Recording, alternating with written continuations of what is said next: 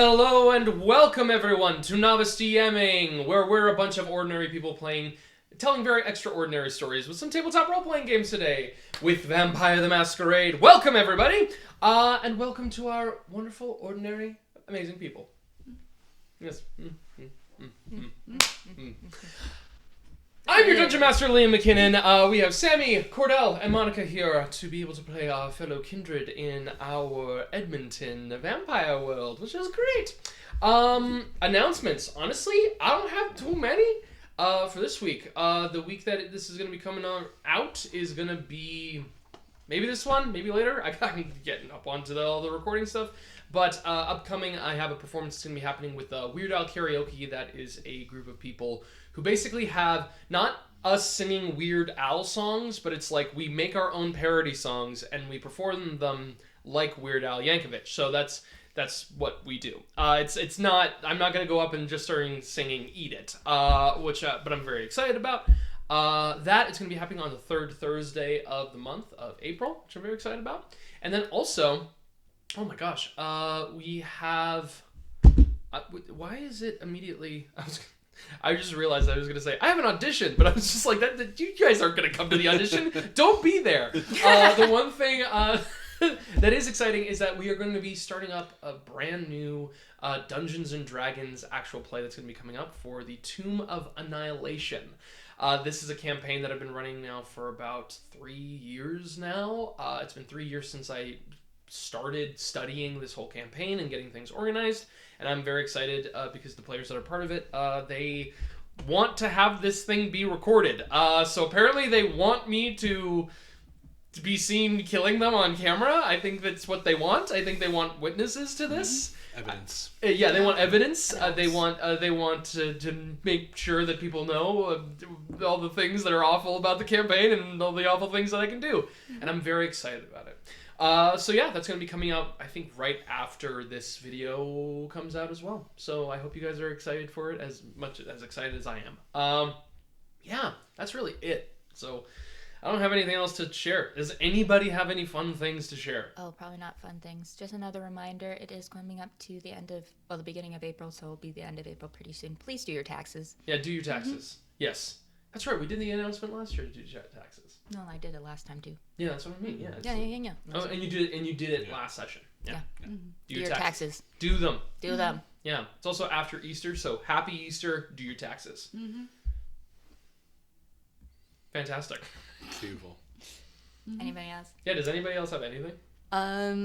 A great Korean K-drama TV show. If you haven't, if you're still on the hype train of watching the different Korean dramas, Hot Stove League is a great Korean drama. It's on Netflix. It's about a baseball league, a failing baseball league, and they're trying to save the team. And it's like very good and has excellent tropes.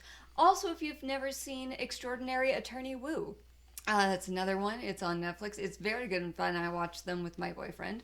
Extraordinary Attorney Woo is about an attorney who is on the autism spectrum. And having people in my family who are on the autism spectrum, like, I found it to like actually be like a pretty good portrayal. Like, obviously there's like different presentations of an autism spectrum, but you know, this wasn't just your regular like asshole genius and we're gonna like protect the character by like slapping them with the label like afterwards. It's like this character like has echolalia and like she stims and like so like it's actually like a genuine like good representation. And so it's about her working in law in South Korea. And it's very thought-provoking, and it's also like about her personal life and dating the cute boy at the office, and like it's very cute and sweet and sometimes emotionally intense, but yeah, that's fantastic. Yeah. Why is the baseball league failing in the first one? Just like the team has just been real bad for years. So the TV season starts with they hire a new general manager who comes in and he has to like find all the problems and kind of like Baseball Mighty Ducks. Yes. Baseball Mighty Ducks. I was thinking Ted Lasso for a moment, but like the Korean baseball Ted Lasso. Yeah. A lot of them. Yeah. So you were not lying when you said the tropes. Yeah, fantastic. Yeah, tropes are great. Nice. Anyways, Thank you for the K-drama sharing. I That's great. feel that Netflix should sponsor at this point. They'd remove us immediately if I was on there. It'd be like, hey, we're gonna put this on. Okay, we're gonna remove it. It's a Netflix original. We're gonna invest like $1 million and then dump it right away. Take that, Netflix. Come sponsor us now. I'm ready for you. Yeah. I'll be your John Oliver. Anyway. Fantastic. Well, Anyway. yeah. If there's no other little fun things to share, then we are going to be asking the questions of what are our desires for today. Because we got, I don't know if you guys have seen the last episode, but it's got a lot of stuff going to happen. So I'm just going to write down this thing here, and y'all can tell me what your desire is. My desire is find out what happened to Gertie. Find out why she be how she do. Find out why Gertie be how she be do. Yeah. Do what? I Shooby did, dooby doo. did do an occult check last time. I think she's got a pretty good idea that there's a humanity point down. She just wants to find out what happened to Gertie. She just wants to know. Occult is the meta skill of this game. It's the one that allows you to be like, can I look at your character sheet, please, for a moment? I've looked at your thing. Can I see your generation score? Thank you very much. Hey. That's what I'm going to do every time you guys are in a big boss fight. It's like, can I take a second to do an occult check? Yes. Here's all the stats. Here's the banes and the flaws. It's like Excellent. those like anime where they go into a video game and they have the ability to see the the stats. stats? I love that, yeah. Exactly. He's got 9,000! Anyway, who's next? Oh, just finding a place to stay for the night /day. Finding a place to stay for the day. For the day, that is my night, my bedtime. Finding a place. For my bedtime. A place for my bedtime. Just for my bedtime. Oh, that's so wholesome. And she's like tweaking out. I think that's the most wholesome drive that Gertie may have had, other than like protect the dogs. Yeah, it's like the other ones are like, find out who these fuckers are. Okay, Like, yeah. Who these Kick the shit out of this this guy. guy's asshole. I'm Like, gonna throw more bikes at people. I'm gonna find more blood for vampires. Nah, I just need a Betty bedtime. Wait, my wanna weary find head. That is actually very accurate. Me, I'm thinking about all my previous desires that I haven't figured out, and I'm like, I still was thinking like, I'm coming back for those motherfuckers. Yeah. The ones that jump me, I don't know. But watch yourselves. Yeah. I think survive this alley. Oh, yeah, because you're kidding. So I kind of okay. I like the alley is not what's attacking you right now. You mean Survive my time in this alley. okay? So your desire is to just survive in this alleyway. Yeah, because I have a really dumb thing I'm about to do. Perfect. Imagine you All right. like, we're still alive right as you got out. Nico. You're like, So Penny wishes to find out why Gertie be the way she do. Yeah. Shibidoo. Gertie wants to find a place to go sweep at She night. just wants to sweep. Or during the day, and Nico wishes to survive this alley. Yeah. The most ambitious yegVMP. God, yeah, fantastic. All our desires are like surviving. God damn it. And I friendship. love that. Yes. Make sure you guys recover your willpower, any superficial willpower loss by your level of composure or resolve to start off. Aggravated stuff is not right now.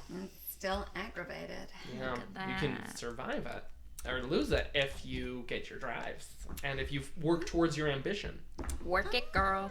Exactly. You Yeah. better work there. I mean, I might be working towards my ambition while surviving this alley. Hey, might be happening. You might see. Well, if that's everything we got, and if we don't have any further questions, friends, let's dive into this wonderful session for yegVMP.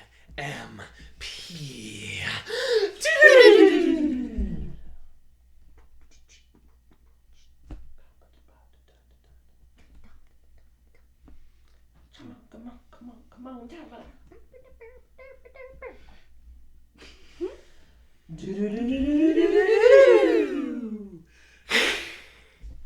When last we left off with our kindred in the city of Edmonton, they had all been best way I can say this is they have been brought together into a central downtown location by different circumstances. Nico, you have taken the time to prepare yourself with going to the Edmonton Valley Zoo to be able to get the wonderful Lucy the Burmese python, not Lucy the elephant, to be able. Been a lot harder. Yeah, very difficult to stuff that into a jacket. Yeah. To get it. I wish I could do my elephant noises. But if you guys like my dog, you guys should see my elephant. To be able to bring this python to be disciplined into ghoulship for you. Penny, you had a meeting with Kay, a Thinblood member who's a Thinblood person who's kind of working with the Camarilla to be able to just have a conversation, go out to dinner, like get to kind of make sure that everything was okay. And then Gertie, you had a desire to, or you had went to go meet White Fang, a member of the White Rose, to meet and discuss essentially just to talk about the shit, all the things that you had just to meet this person without an invitation from Nelson, without communication. And White Fang had invited you to go to a social club that White Fang knows. And you all went to The Dive, a 90s throwback club in which everybody's wearing Jinko jeans, puka shells, and we got Donnie, Raph, and Mikey all set up at the club, and it was crazy. Penny, you with Kay had been spotted by White Fang and Gertie. Gertie immediately started driving into Kay about, like, I do not trust you, making Kay very uncomfortable, making White Fang very upset, and making you concerned about Gertie's well-being and humanity.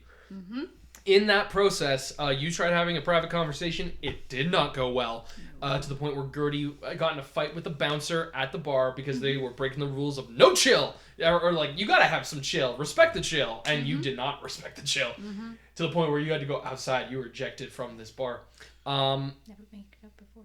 At that same time, Nico, you had gone hunting for a particular individual. An individual that may have been, just a contributor to a little bit of your past. Stefan V. They were working as a bartender, and then you put some garlic on their red Mazda, which they had to push through to be able to actually drive and get in, to the point where an irritant caused them to rear into the outside, like kind of like where everybody's lined up for the dive. At that point, you had encountered Penny Potts and Gertie outside. You recognize Penny Potts' work from like the forwards of some of your most favorite books in prison. You had also, I will say, left your contact information with the people that were inside of the dive. You would have a conversation with Gertie, letting Gertie know that you got a place that you are staying at right now, in case Gertie wanted to chat. But Gertie decided to walk away from some stuff. Penny decided to go and find out what the fuck was going on by going to the drive-and dive. Yeah. And Nico, you noticed a red Mazda with Stefan watching you, and you walked down an alleyway where now a car is revving up, about to drive right towards you.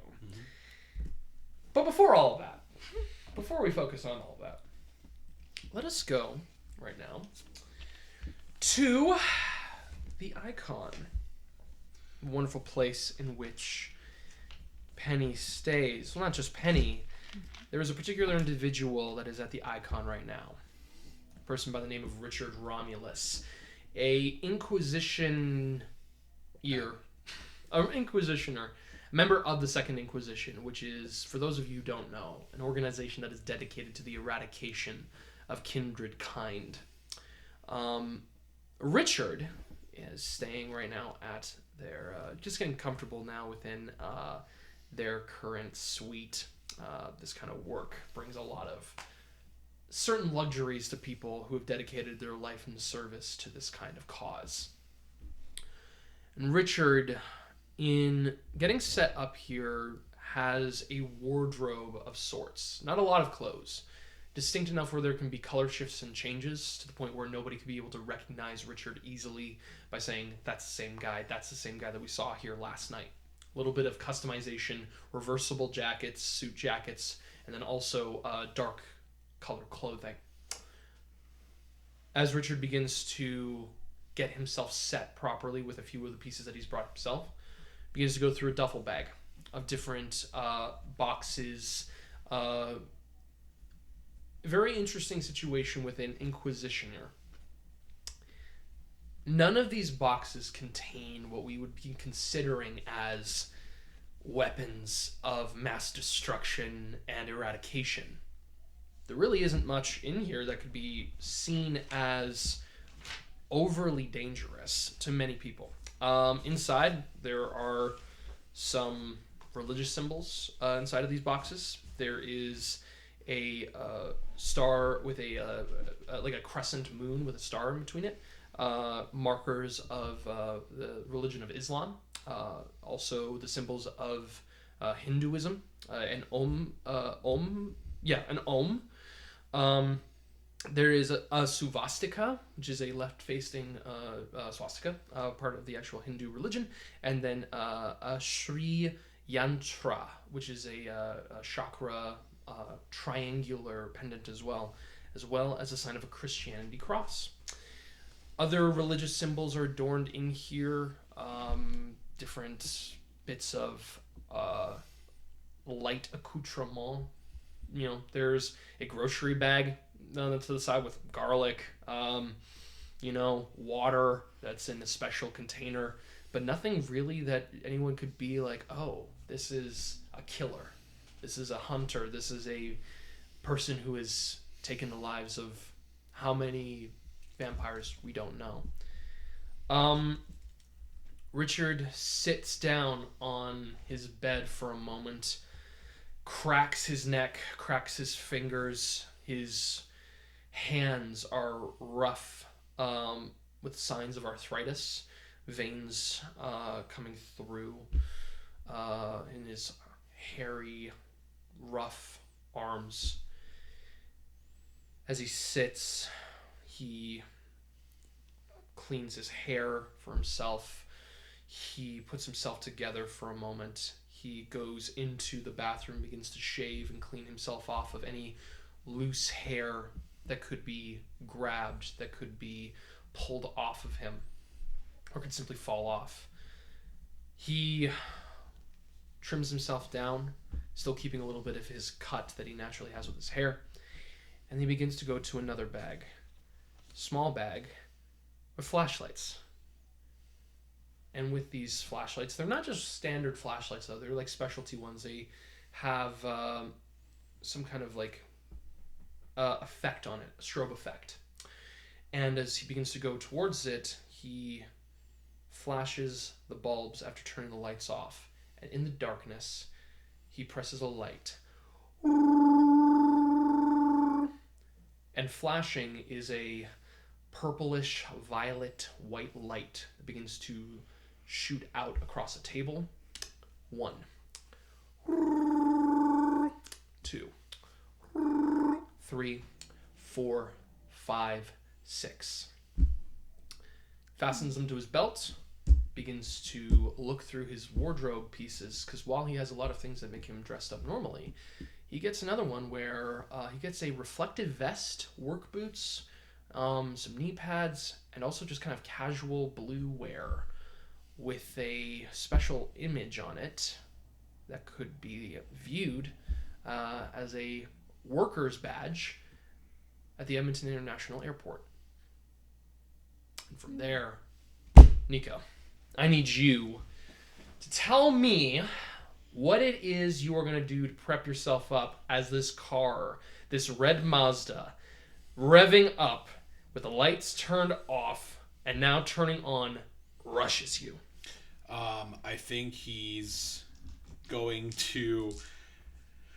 How far is the vehicle roughly? The vehicle, I'm going to say, is about 40 feet. Okay. To the point where if, like, it will have a couple of feet to pick up, and then maximum trajectory, like, it would be able to slam into you. Okay. Then I think what he is going to do is he's going to start by jumping back, not out of the alley, but as far back up to 10 meters. Okay. As he's going to jump. And as he lands, as the car is coming forward, he's going to then do what he in his mind has called the blood torpedo, where he is going to feral weapons and then leap at the car. And he's going straight, pointed talons first at the driver's seat. At the driver's seat. Okay. Yeah. So what we're going to do here, I love this a lot. We're going to do a roll. You're going to do a strength and athletics roll, and you can add your potence to it. You don't have to roll for a rouse check on that. No, they are all free costing abilities. I have to roll a rouse check for my thing that I'm doing. Okay. So strength and athletics, you said? Yes. And this is, oh my god. Yeah, I'm re-rolling these two. Okay. And potence. Jesus God. I knew I was gonna roll poorly today. Mm-hmm. I knew it. That is... I'm so mad about some of these. It's 5 successes. Great. But I'm mad because 4 of them are 9s. No. So I was 1 away from a lot. No, 6 is success as well, right? Yeah. Okay, then 6 successes. Okay. And I'm just gonna... One was a crit success, but it's all by itself, so that's it. Okay. Yeah, and I would only be able to reroll 1 with a willpower, so I'm just gonna see where this goes. Fantastic. You beat me by 4. Okay. And because you are a heavy impact object, you are going to be doing a +2 points of damage to him, which means that it is halved for the sake of it, and it is then dealt as superficial damage. So I'm just going to give myself some boxes right onto my little thing here. Little boxes. I'm going to give myself some boxes. Wow. And let's see here. I got to add that. So you know a lot already about Stefan. You know that Stefan is an individual who is capable, like, his skill is survival. His skill is the ability to take hits consistently and constantly and survive them. Dealing 6 of this, it is halved down to 3 superficial damage.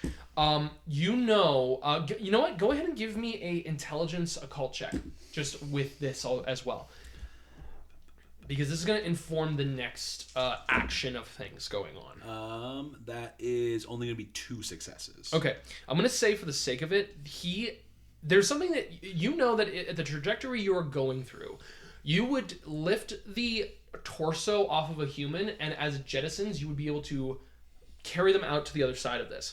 What happens to you is the car comes through, you leap in faster than the car is going, to that point where you embed your claws into him.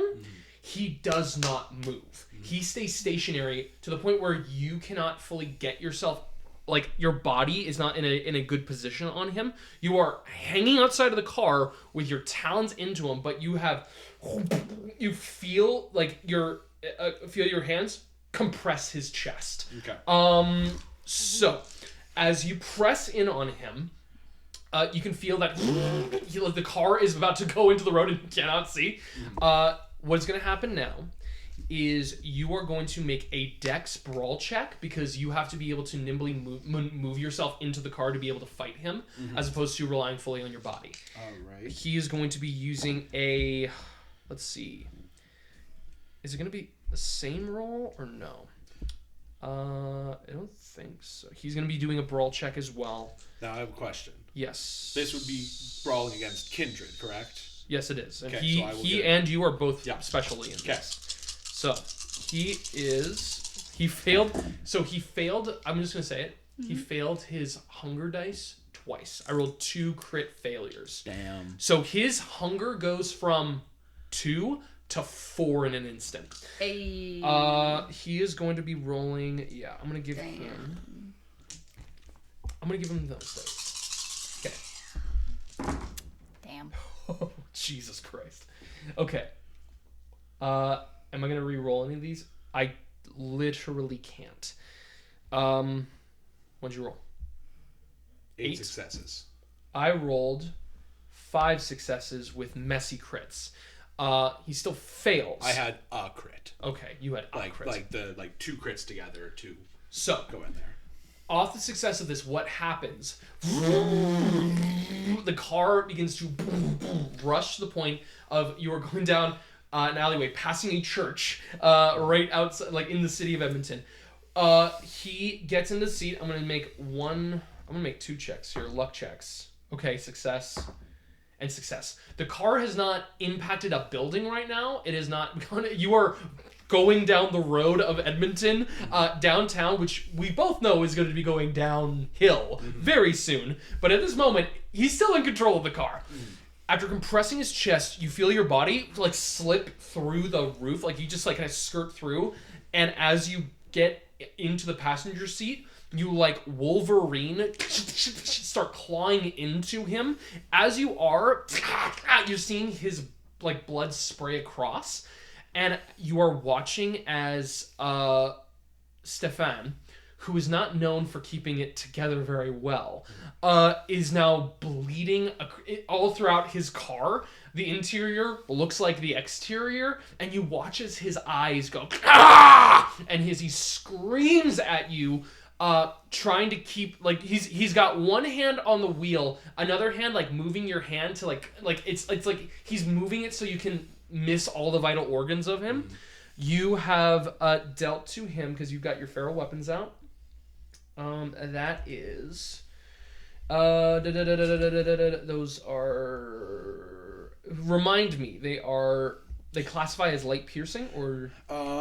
They become light piercing brawl weapons. Got you. With a +2 modifier to damage. That's good. And you rolled 8. That is another... Yeah. You beat me by 3, which is +2. That's 5. So then that's half of that. Yeah. Okay. I'm not good. So, as you are clawing into him, Stefan, like, as a claw rakes across his face, he just goes, ah! When did they let you out? And I think as that's kind of going, just kind of pull in so that, because I feel like I've like slipped around almost like into the back seat. Fantastic. And I think I just pull it up and I just go, you should really read a book. And I'm going to pull out Penny's book and open it, where I've cut out the pages, and the homemade steak that I was making, I pull out and I try to stab him with it. Oh, fuck. Okay. So you are going to try and hit him with just an actual steak? Yeah, because I was carving out that piece of the building a couple sessions ago and making myself my own steak. Okay. There is no bonus added to actually adding a steak. And this is actually very important because this is a different level of combat now. Jesus Christ. First of all, you survive the alley. Give yourself a willpower if you want. Yeah, or allow yourself not to be hindered by something. Yeah, Jesus. Okay. I'm heading downhill now. Okay. Hey. Yes. As you are now beginning to feel the car drive like on, like it's like riding the sidewalk and the road going downhill. You are about to pass over. What's that road? What's the road that leads up to the legislator building? I'm trying to remember that specific road. Oh. It's like a... Yes. Oh, I'm just trying to... I know exactly what it is. Yeah, I forget the name of it, but it's like, yeah, you're about to go down towards the baseball stadium. Yeah. Yeah. Should have bought a baseball team. You're not about a baseball team. Okay, here we go. Okay, steak fight. No, Connor's Road No, is because it's further before. down. Yeah. Okay. I thought of Connor's Road. I meant no, that's not. So, I believe specifically this is going to be counting as a called shot with a steak. What are you trying to do with the actual steak? I am trying to, like, as best as I can, trying to paralyze him while we're in the car. Like, I'm trying to basically pin him to the seat. Got you. That's my plan at this point. I don't have I have more planned later, but Okay, you were looking just to seeing if I try can do this right off the bat, there. and if I can skip other things that I'm trying to do. Okay, let's see. So you're looking to pin him to the seat after the attacker test. Okay. Can seek to direct the attacks to a specific part of their target. All right. Shooting at the tires of a building, something like that, or hitting them with a stake. Called shots are also used when attempting to decapitate or trying to put a stake in the heart of a vampire. To do so, the target declares their action, which you have. After the attracker tests, they subtract successes. Hunting a specific or hitting a specific location is not just harder, it also makes achieving a safe center of mass hit less likely. Okay, so usually the modifier is -2. The storyteller can modify the number up or down depending on the nature of this. Okay, so let's look at this. He's currently failed twice. I think a -2 is totally fine. I'm going to simply make a dex check, like dex and drive, because he has to be able to maintain... You know what? I don't think... this is tricky. Because he's now in a position where if he was to fail this, it's an action against his survival. And right now, he's at a position where you have presented a stake towards him. So, here's what I'm going to do. I have to make a frenzy check for him. He has to make this check. He has to roll his willpower... And then he only gets to add 1 die. So I think this is all he's got. Permanent willpower. He is not giving himself... Was it aggravated willpower damage? Because if it is, that's fucking bad. This is bad because your garlic usage has burned through his willpower. Yeah. So this is important to know. It's almost like my guy did something else before he was kindred. Almost like he knows what he's doing. Ooh. That's dark. So... I saw the family tree. Meta. I believe that the actual nature of this is that I'm going to have to roll... Here we go. In terms of that it is... You must spend a willpower. Okay, it's not aggravated, but he doesn't have them, so I'm going to roll 3 dice for him. That's all he gets. 3 dice You got it, to resist I'm going to say this is going to be a 2 difficulty terror frenzy. Because you presented this, a ghost from his past has showed up. This is the situation. And I succeed. So he is not terrified by fear with you, so he can still be operating the way he is doing. You have a -2 to your success. Go ahead and roll. The difficulty of this is going to be rolled by a dex drive check by me. Okay, and am I going for a strength melee? It is a strength melee. Okay. And this will just be straight melee. Like this doesn't count with my improvised weapons. A stake isn't a stake is an improvised weapon. It classifies. Okay, cool. So it does work for that specialty. You have to beat a 3. You have a -2 to the roll. Okay. I'm going to tell you this. Also, if you make a messy critical, the pinning is not going to be something that keeps him down. It will be an instant kill of him. Okay. Because with a stake going towards him in the position you are in, messy critical would result in you stabbing him into the heart. So he will die instantly. Okay. And you said I need to make a 3. You need to beat a 3, and you have -2 on the die. -2. Okay. You know what?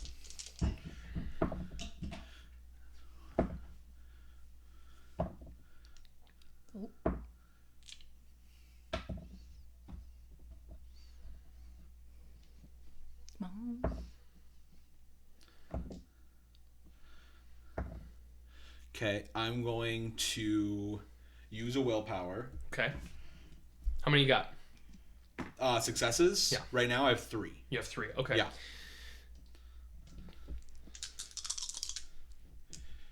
So I need to make all 3 of these to actually hit. No, it's not going to work. You need to make 2 of them, yeah. Yeah, because I would have got... So it's only 4 successes. Okay, then -2, that is not enough. Yeah. The situation, which is good because I also made a messy bestial failure, but that he succeeds in surviving this. What happens here is you grab the stake and try to plunge it. He grabs it on your wrist. As he's doing that, he is turning the vehicle to get it onto the road, like, and you watch as like you feel yourself go on the sidewalk. He turns the car like 180, gets the stake out of your hand, and with that, he like you see as he willingly takes his fist and punches the stake out the window. It flies out onto the street. As he does that, let us see what he's going to do in terms of initiation. Can he do anything crazy? Yeah, no, he can do that. I could have done that in the first bit. Nah, he couldn't do that. He's already up past his hunger situation. You know what? Right now, we're just going to let this scene ride at this moment, but he will take control of the next bit. As he is driving, Stefan goes towards you, and as you had said to him, reading a book, he says, he's going to be getting an education. What exactly do you think you're trying to accomplish here, huh? What exactly are you doing here? How'd you find me? I have my ways. And I was supposed to bring you in alive as much as possible, but things might have changed. Oh, yeah? Okay. Well, good luck with that. And he's going to, as what he's going to attempt, is going to leap himself out of the vehicle and let you roll in it. He's gonna ride you down down the River Valley Road, and he's gonna let you go there. So this is gonna be a situation where you can choose. You can attempt to you can give yourself, because you will hinder yourself depending on what you do. You can try to grab him, which will then hinder yourself for being able to control the car, or you can attempt to get both. You can attempt to control the car and himself, but it's up to you on this. I think what I'm going to do is I am going to attempt both, and I'm also going to use rapid reflexes to grab onto his belt as he tries to jump out and try to grab, and I'm going to use my success for surviving the alley to take away the hindrance. Okay, you are going to be able to take away the hindrance for yourself on this. You are what's it called? You do have your automatic thing with the folklore or your archaic bane. So however that is applied, you will have that reduction to the car, but grabbing him, rapid reflexes, totally fine. I'm just gonna roll 5 dice once again. That's all I got for this guy. Go ahead and roll a dexterity. And I'm gonna say drive check, adding your celerity dot to it, like a dot to it. All right. Okay. Your difficulty for this, and whatever your bane has been applied to as well, like your archaic thing. However that impacts you, 4 successes, which you need to beat. All right. Double check with archaic here. Love the idea. He's just jumping out of the way, and as you go to grab the belt loop and to be able to handle the car at the same time, freaking wicked.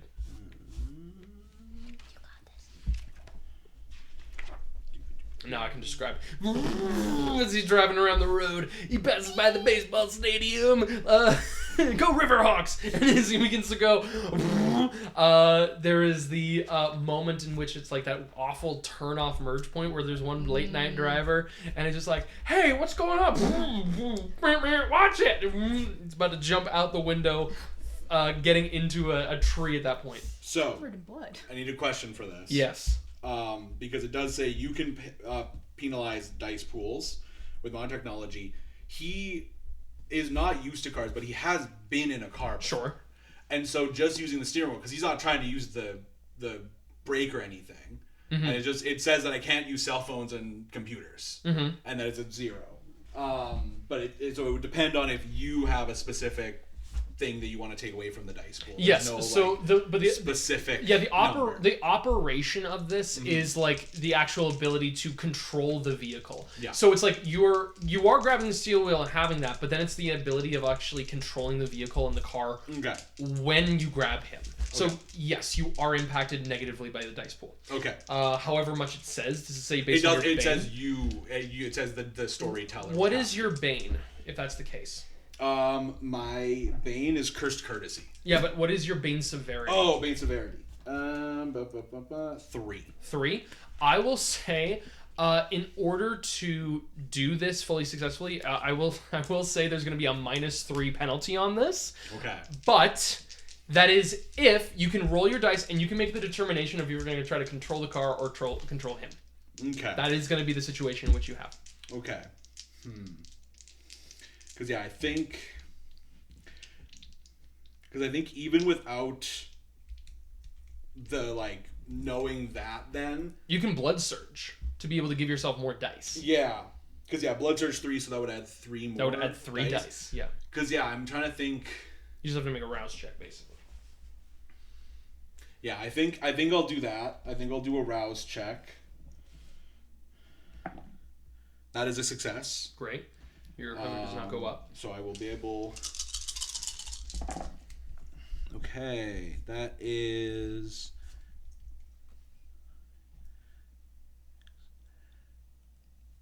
I think I fail it by 1, because it's 6. Because 2 crits would be 4. Mm-hmm. Plus 2 more. So I will use another willpower. Sounds good. To reroll 2 of these dice. All right. Yeah, if you get 1 success. That is another success and a critical failure. Okay.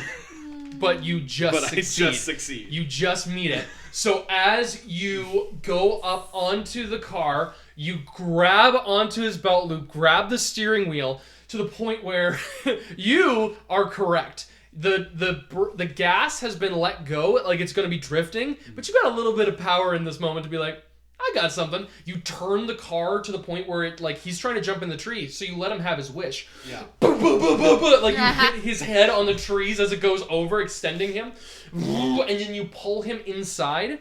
He is at a point where he is fully impaired physically, so his ability to do any physical activity is subtracted significantly. He's not fully in torpor because he's not taking aggravated damage, but with that meaning of success, he is now incapacitated physically, so any kind of fight in him is going to be greatly reduced. Okay. But yeah, you fly him into the passenger seat, you get up, and he's like, okay, let's just get this thing moving. I'm not going to punch any of the weird levers on there, so it's just going to ride it slowly to a parking space. Yeah. And you begin to ride down the river valley to the point where you just kind of coast into a parking lot just nearby. You hear a honk behind you as the car drives by, and Stefan's like, and his face is just gored, bloody, and scarred, and he tries to get up, and you just put him back down. Yeah, I think as he goes to try to get up, I'm just gonna full on throat chop him. And I am going to... I'll put 1 aggravated on that. You know what? I'm gonna have to roll for it.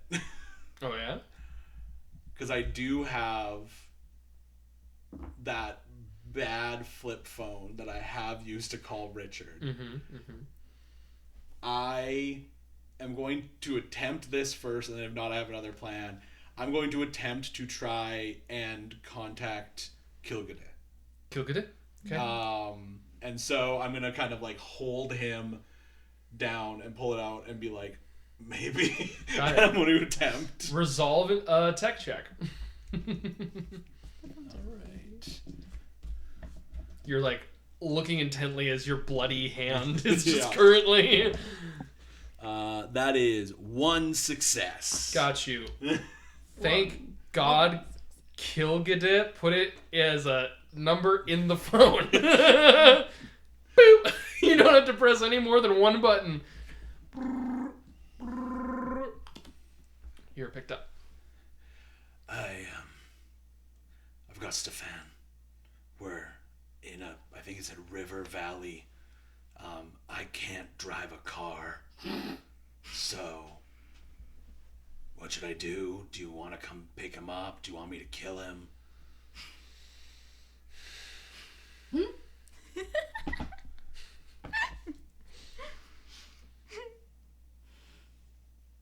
Put him in the trunk. We can be there in 20 minutes. All right. I will close the phone. Don't know if I hung up or not, but I closed it. I put it in the pocket. And yeah, I think I will go over, kind of grab him, and I will just take him over to the trunk and like push him in and then just punch him. Keeping trying to like do that. If I can close it in, good.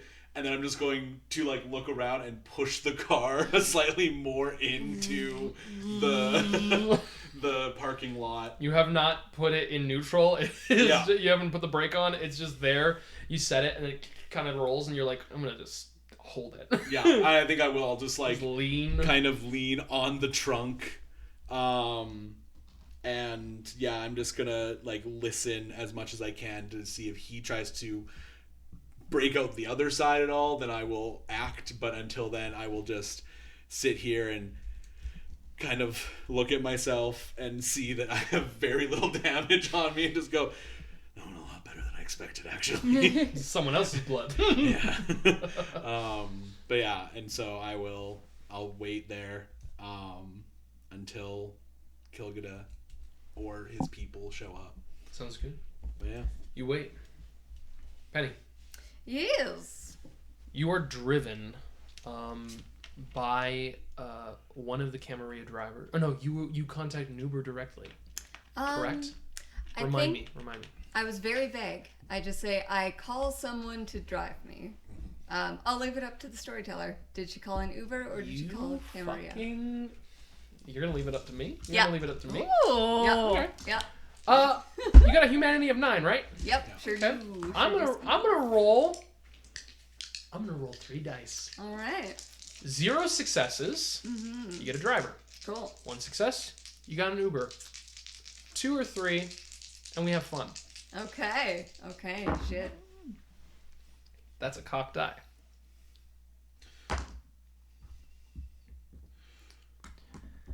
You dial up an Uber. Okay. Okay. You dial up one of your one of the folks that you have like in your favorites contacts. Perfect. Someone who you rely on and trust. Beep, boop, boop, beep, beep. Be able to get the information. Comes through. Yeah. Car rolls up just about half a block away from where you had left Gertie before. As it pulls up, does anything kind of come across your mind or any thought you have right now about the circumstances that have just played out? So basically, Penny has only questions at this point. She has watched Gertie with a stranger. I think Penny isn't entirely certain whether White Fang is like with the collar or not. I think she's like, well, if he is with the collar, I don't recognize them. Kay has just been like very, very freaked out. There's, Nico is a very like honest vampire, so she's like, I also just met a kindred killer who has my book, and that's weird, and I'm flattered. And also, like, he lurked off into a thing, and I think Penny, she might have heard screeching tires over there, but I think she was like, well, we just need to compartmentalize. No explosion. No explosion? No, Yes. no explosion. No explosion was heard. So screeching tires could have just been anything going on in the Edmonton area. Right. There's always those drag racers downtown that do the thing. The cops are gonna get them. Let me tell you something. Right. EPS. Okay. So yeah, but mostly she is, as a therapist, her experience has taught her that, people can perceive things different than maybe others intended. But like the fact that someone tells her like, I feel betrayed, I've been betrayed, like she's like, that is definitely like a real valid actual feeling. Whether or not this is fully like what went down, like Penny's not sure. And right now she could have like gone and like tried to stop White Fang. She could have gone after Nico. She could have like gone and looked for Kay again. But like Kay seemed super freaked out, and Penny has no idea like what's happening with anyone. And I think at this point like Penny just feels like she has been like a bad friend, frankly, because she, you know, she was all over the place, and then Declan left for his safety, and she did kind of like cut Gertie off without warning. So I think kind of like, you know, when Gertie was talking about betrayal, you know, maybe Penny's projecting a little bit. Maybe Penny's like getting like feeling herself like she betrayed Gertie by just disappearing into the Camarilla. Like, not that she had like, at least in Penny's perception, she didn't have much choice in the matter. But she does know like, oh, I like randomly just cut everyone off without like saying anything.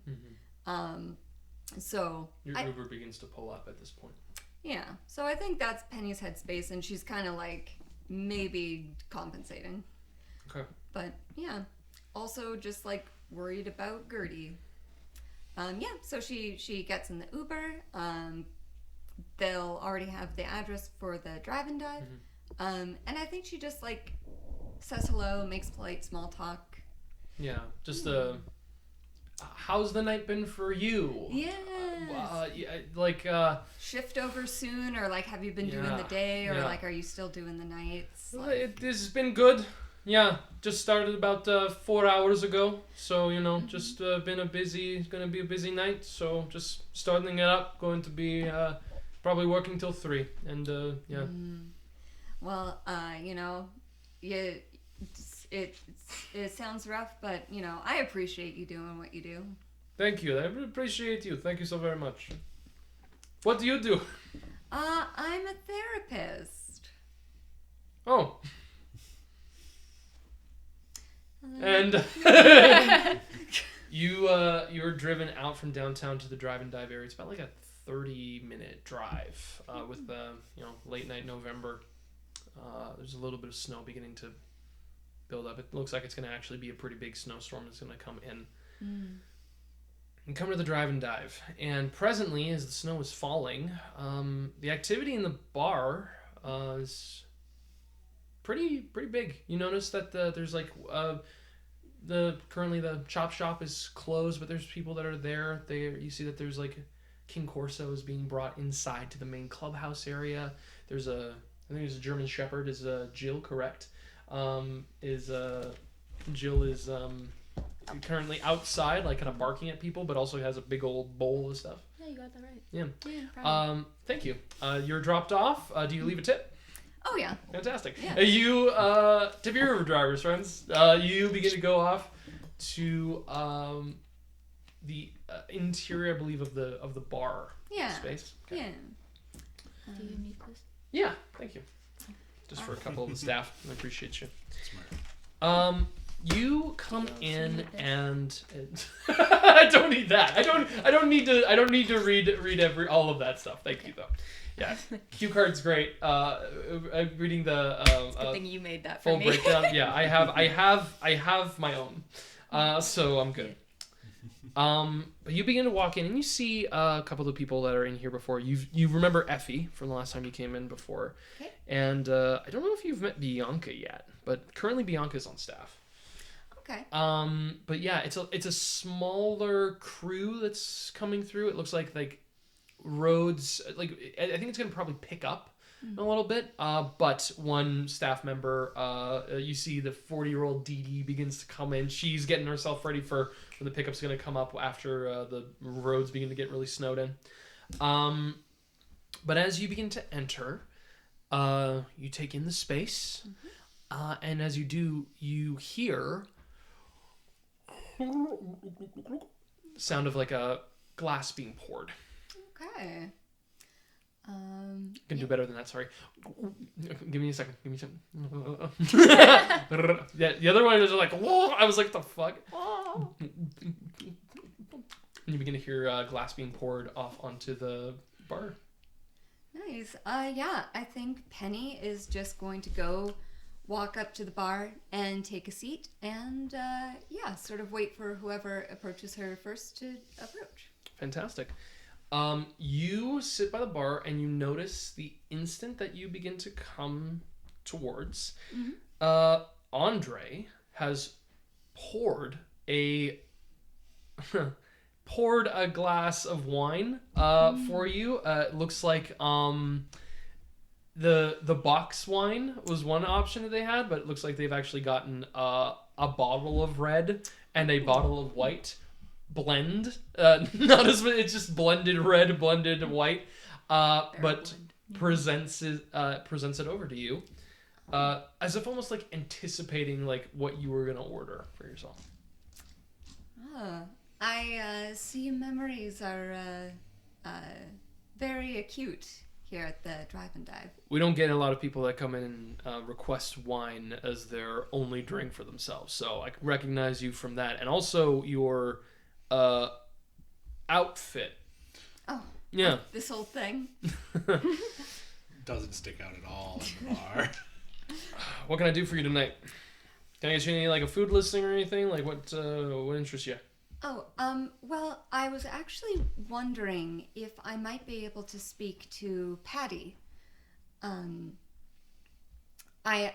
not sure if you would know an individual by the name of Gertrude, Gertie. She's a mutual friend of ours, and I was just a little bit worried about her. And I was just wondering if, I don't know how well you may know her, but I was just hoping to talk to someone.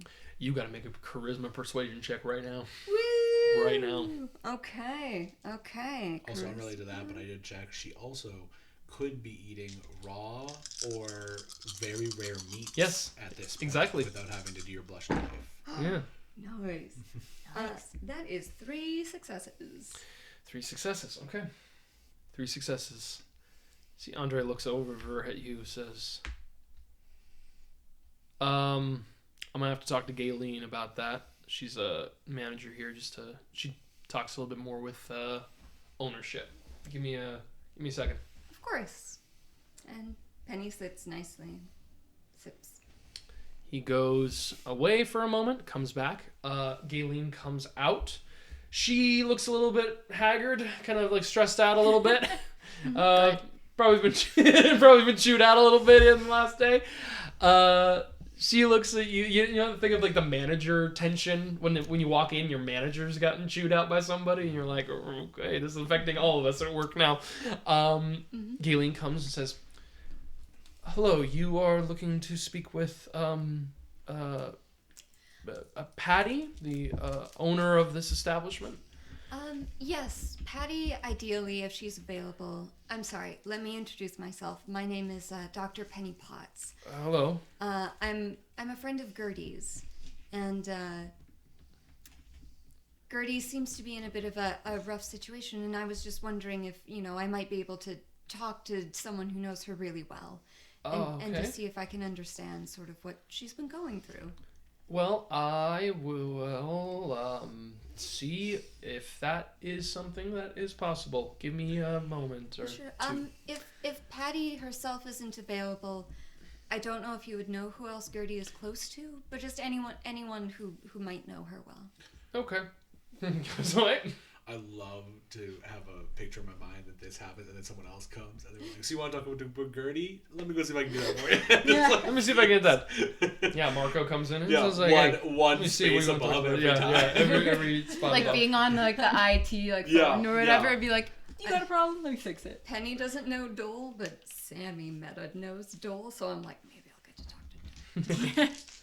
I was thinking that too. I'm like, I wonder if she's gonna pick Dole up. Make a wits awareness check for me, please. What's awareness? What are my wits? Who's the 3? one who knows White Claw, or no, White Wolf? White Fang. White Fang? Nelson, but he's a nomad, so he's away from the Okay, person. because I was They're all- Hey, I drove in. I was just gonna say it'd be a good thing if it wasn't Nelson, because I bet you Wyatt Fang has like sent him a text. A willpower. Oh. Okay. That is 3 successes. You almost had to break in. As your request comes in, you do notice a woman enter into the building. Shaved hair, sides, tattoos on her side of her head, her neck, her arms, kind of like she's wearing a outside winterish jacket, and then takes it off the minute she comes on in, and you notice her.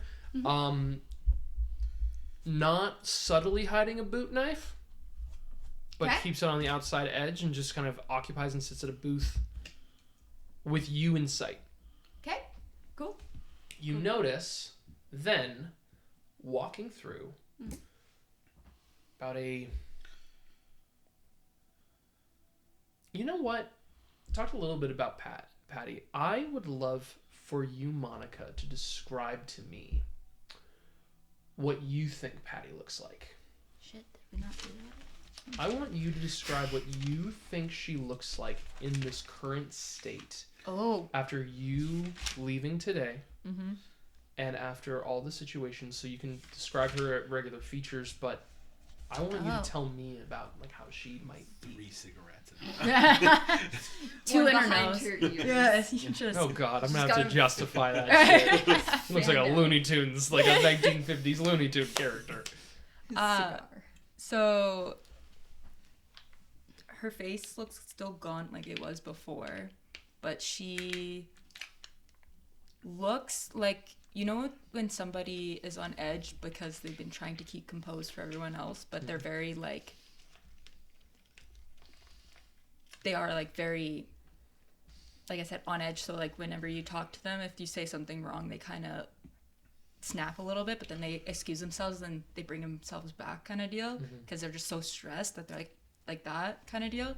But she on the outside tries to stay composed, but her body language is not where it's at. This is for Patty. Yeah, herself. she looks like she tried to put herself together, so her clothes are like put together, but like her hair is just a mess, because she keeps running her hand through it and stuff like that. You can tell like she's been like, hasn't really been drinking that much blood. She got a little bit like almost like dark circles under her eyes. Just she looks rough, like really, really rough.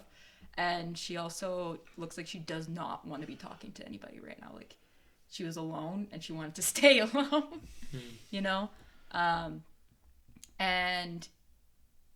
But the fact that Penny has seen Gertie, she's also like, looks like she like rushed there a little bit. You know what I mean? Because she's like, somebody knows something about Gertie, even though it's only been like a few hours. She's like, you know what I mean? Like, she's like, what do you know about Gertie? Like, what do you mean she doesn't look good? Like that kind of thing. But she tries to keep it composed, but on the inside, she's like kind of pries for a little bit more information all the time. So yeah, she tries to make it look nonchalant, but she looks like a mess, as her reactions are very... She's very sensitive right now in that regard. Very curt. Thank you. That's exactly the word I was looking for. Yeah, very curt, and tries to like not give out too much information, but wants to retrieve more information kind of deal. Yeah. Like, what do you know about Gertie kind of thing? As Patty enters in, you watch as she sits down on the stool next to you, to the point where she keeps her eyes on the door as well as on you. I think you've been around enough people within your own society to know when a gangrel is kind of letting themselves kind of be more released. I think you also know to the point with yourself where you are looking healthy and human, where an individual has been losing that as well. You're actually seeing a little bit, like Gertie's on a more extreme sense. You're seeing that something has affected Patty in a way.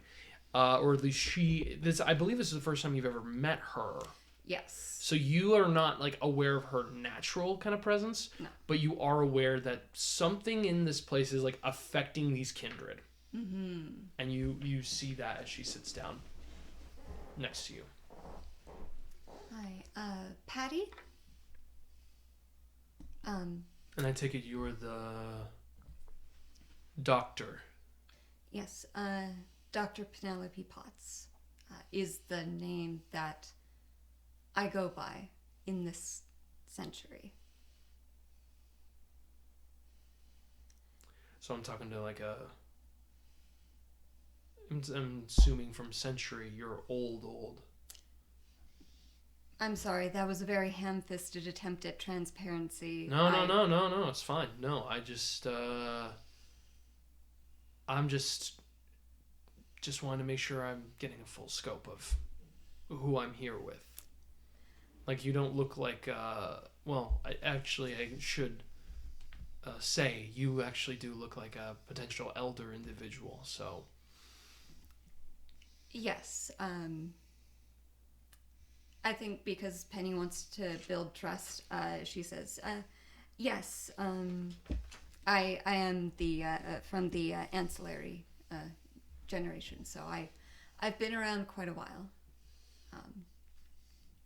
But I know that, or I hope that your interest in this moment is not in me. I was hoping that we could talk about Gertie. Well, that's the reason I'm here right now. When a doctor comes through these doors, I don't necessarily take any mind to it. When you mention someone who's close to me, then I definitely have to come in. Have you seen her? I have. Recently, just tonight. She wasn't herself. I don't assume to know her better than you, but I could tell that she was shaken, she was rattled, she was upset. She said there had been a fallout with the caller. She said that she didn't have anywhere to go, didn't have anywhere to stay. I gave her my contact information and my address, but I think you are as familiar with Gertie's independence as I am. So she didn't immediately take the offer. I just came because I don't believe I've been a very good friend to her, especially recently. And I know that the caller matters to her more than anything else in the world. And when she said that you were on bad terms, I came to see if there was anything I could do to help her, to help you. I'll be fully honest, the only thing I think I could offer you at this point is information. So I've come here to be fully transparent, to answer any questions that you may have. And the question I have right now is, like, you saying being a bad friend. First of all, I did not assume that Gertie was going to be making a friend out of an individual that we had just recommended that she'd be able to talk with. You got a very interesting practice, Doc, if that's the situation you put yourself in.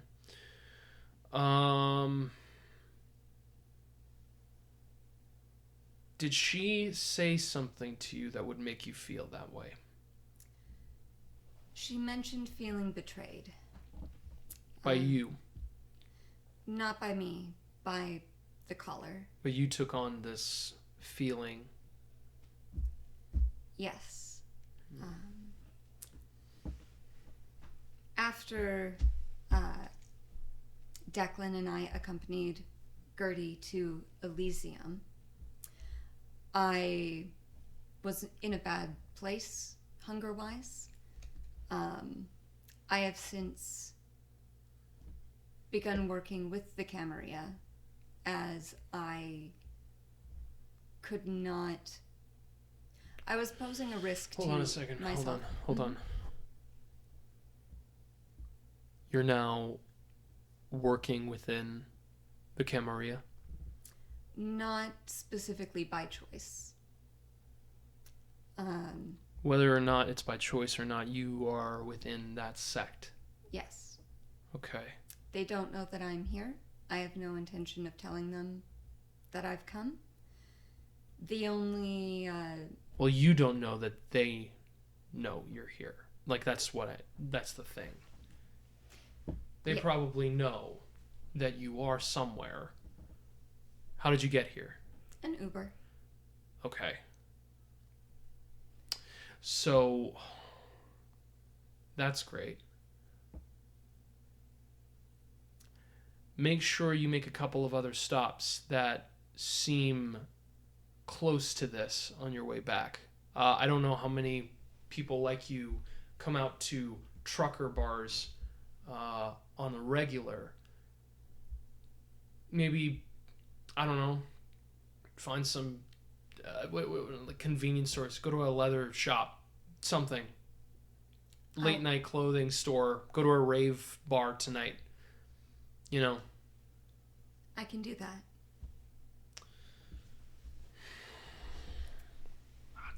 When I met Gertie earlier this evening, she was with an individual named White Fang.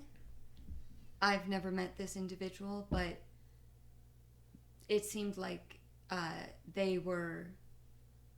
originally, it seemed like White Fang and Gertie were getting along all right. I was out with an individual acquaintance, I suppose, of mine named Kay. Kay and White Fang knew each other. The four of us ended up spending a bit of time together at a place called The Dive, downtown. There seemed to be some tension between Gertie and White Fang after that. I'm not sure what it's about, but if you're hoping to keep track of her, he may be an individual who may know more about... I've been told about White Fang. They have an enterprise that I'm personally trusting and fine with. I don't want to endanger them in any potential way, and I don't want to be asking them any questions. That's fair. I'll respect that about them. So Gertie went to go see them. Yes. And it didn't look like things were well. Correct. I watched Gertie try to apologize for something. They were in the distance. I didn't hear. And they drove away. What did Gertie do before apologizing? Before apologizing, Gertie started a bar fight and got thrown out. Yeah, that sounds like it sounds like Gertie. Yeah, that was the normal. That was expected, but it was just the state she was in after. At first I thought maybe it was just hunger, but the Dive, the bar that we were at, it was I believe it's a Kindred owned operation. They had beverages, blood beverages, and Gertie did have some to drink, but that didn't seem to make it better. So I was concerned that a deeper change had occurred. Penelope, I'm assuming for a second that you're a smart lady. You've made a stupid decision coming here the way that you did, but I'm assuming you're a smart lady. When you saw Gertie and not seeing her hungry or put in a position where any of us would need to have to say that she needed to feed, when you saw her, did you need to know, or was it a question of whether she was hungry or not? Or did you think it was stemming from something else? What assumptions did you make about her?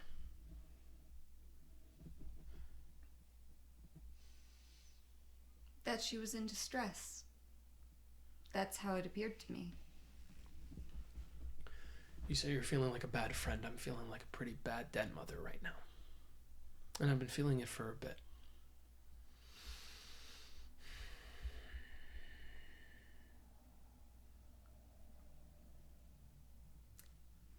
intention isn't to put you or the caller in danger or to be accusatory.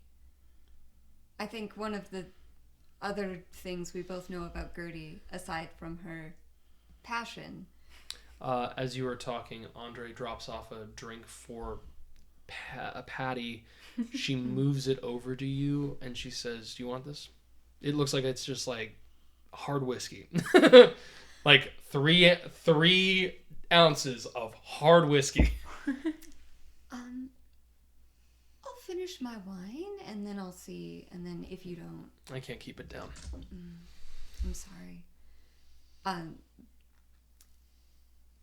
The other thing I think we both know to be true about Gertie is that she's not always the most eloquent. So if I can be fully transparent, I came to see if I could understand the whole situation, just in case she does take me up on the offer. A lack of eloquence has nothing to do with it, first of all. She talks directly. She talks directly to the people she needs to. She gets her point across clearly. She doesn't need to be able to dance around with complicated... She doesn't need a fucking dictionary with her to be able to get it clear as to what her situation is. Mm-hmm. Anybody could be able to understand her. So let's make it very clear. Eloquence is not her problem. Her problem is that she's a danger right now to herself and to other people around her. And she is not able to accept that right now. That's the situation. And I will not tell you everything we discussed, but I will say, right now, her distress is a situation that I wish I could fix. And I can't right now. None of us can. And it's not because we can't involve ourselves. It's because we have to choose not to involve ourselves in what Gertie is going through right now. Okay. You said you've been around... How long? You're... ancillary, you've... What? 200 years? About 300. Oh, shit. Okay. In 300 years, were you ever in a position where you were less than this? If I can make it here directly, were you ever to a position where you could care less about people, where you could give less of a fuck about humans, and where the only thing that mattered to you at the end of the day was your own survival and superiority? Yes. Right after I was sired, in fact. My sire's preferred method of compliance was blood bonds. I put myself into 50 years of torpor to escape him when I found out the truth of what he'd done. Shit. Okay. Well, okay. Well. Alright. Well, Gertie's in a position where she's saying the exact same things as that, thinking people don't matter. The value that she has is the things that she's putting value in for herself.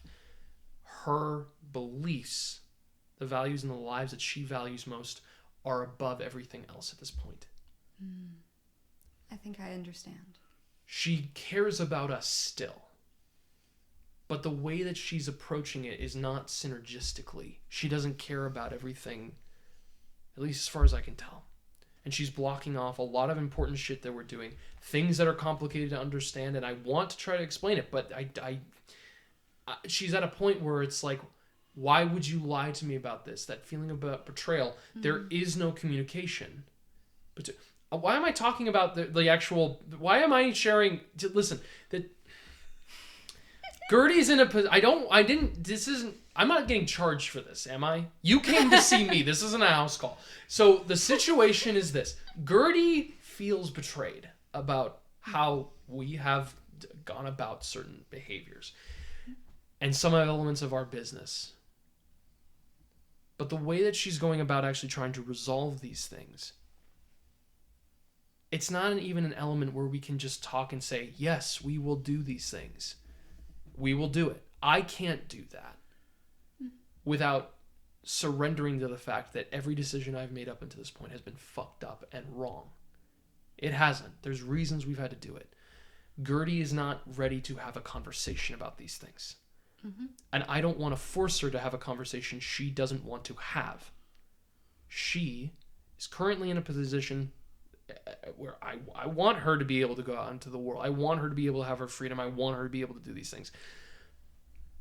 I'm concerned that in that freedom, she will entrench herself further in her feelings, that she was right about everything, that we are the ones that fucked up, and with that will build a resentment that will lead to what has led to before. Again, I'm not going to get into this with you, but I've seen this happen before. Not with Gertie, but with others. Mm-hmm. I appreciate how forthright you've been with me up to this point, and I don't need all of the complicated details. I know that you're right. That, even though all feelings are valid, there are different needs and different perspectives. Let me ask you a question, actually. Mm-hmm. Does this sound right? Patty breaks down for you the very complicated situation that Gertie is dealing with in terms of what the betrayal actually stems from. She breaks... You know what? We have the stats. Let's do something with it. Open up. Intelligence. Open up. We're not going to make this conflict, but this is going to be your comprehension of it. Okay. Intelligence and finance.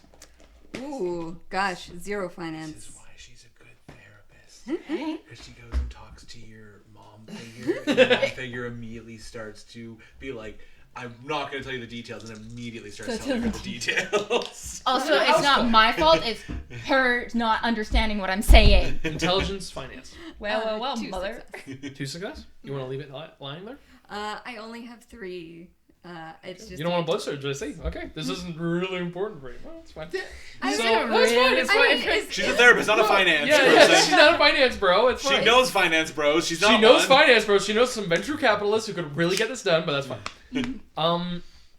The breakdown she explains to you is how Gertie has a very deep kinship and care for animals. Right. They run veterinary clinics. They take care of animals. They treat them. When there are animals who are not or who are beyond saving, they harvest their blood and then they provide it for the rest of their kindred. Mm-hmm.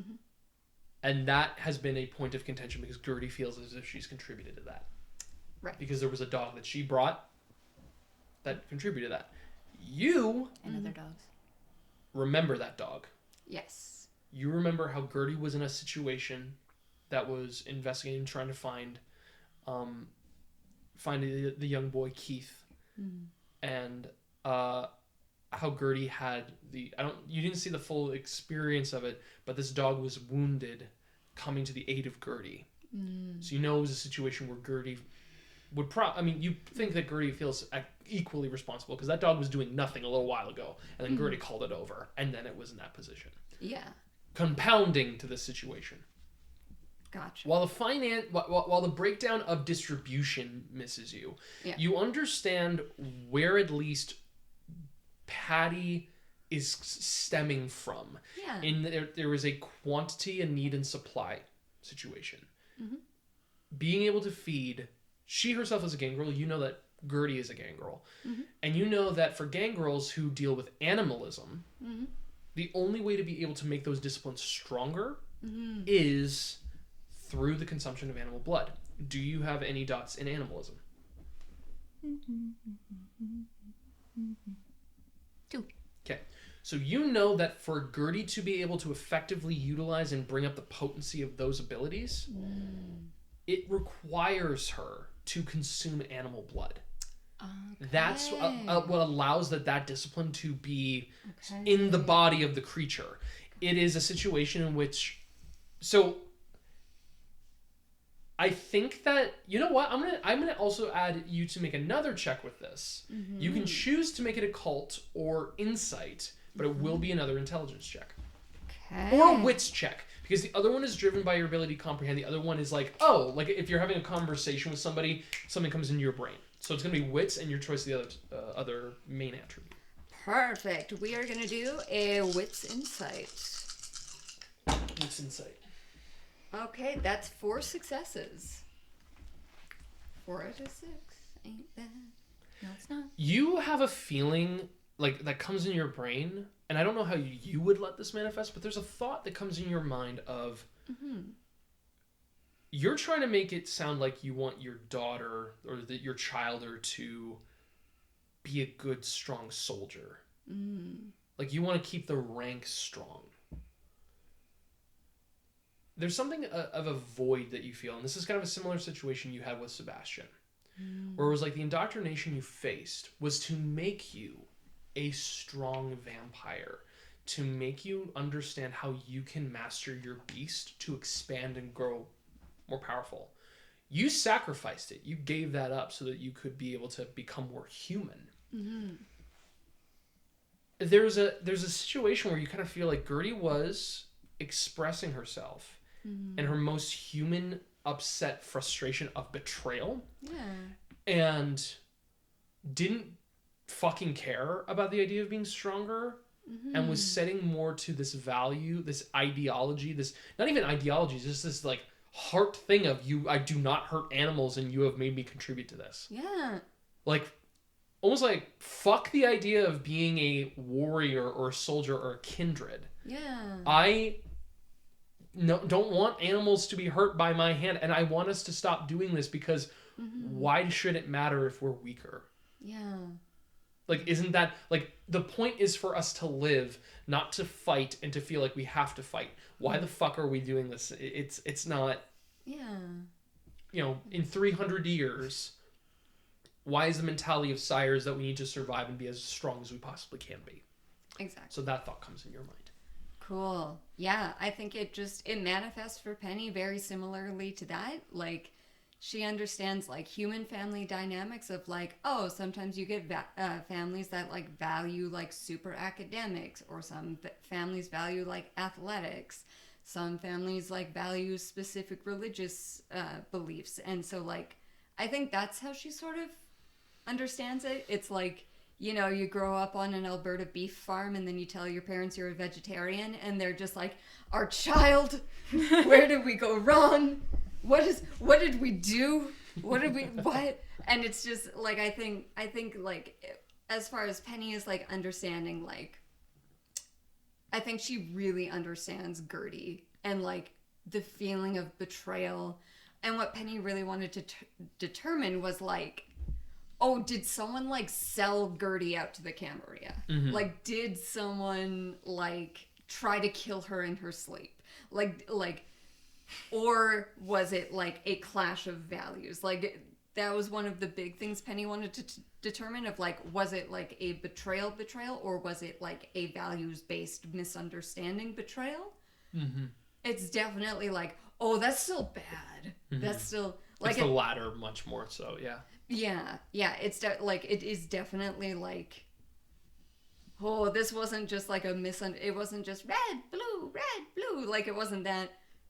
It wasn't, you know, no one like put a bag over her head and like brought her as a sacrifice to the camera, right? But it's close to that one. It's close to that one. So now, and like at least like now, if Gertie does decide to reach out for help or show up, like at least Penny understands the situation, because like kind of all that, you know, and understandably, kind of all that Gertie was saying was like, been betrayed and you can't trust anyone and sort of these things. And so Penny was like, how much can you not trust anyone right now? But like Penny has also like seen, I think, Patty's point as well. Like she at least empathizes and understands enough to know that like, here is a person who is in charge of the safety of several kindred. This is someone who's put herself in a leadership position. This is someone who has had to navigate and mediate.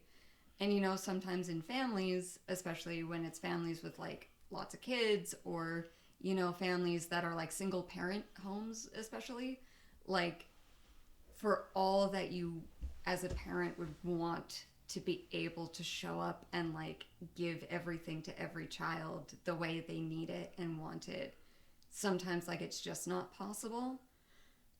I mean, I think ultimately like Penny is falling on the side of like, should have told her though. Like that's like you should, like that's not just like, hey mom and dad, I'm deciding to be an atheist and like, oh no, like you will never be forgiven now. Like that's But like Jesus. But Jesus. Yeah. But don't, right? Like it's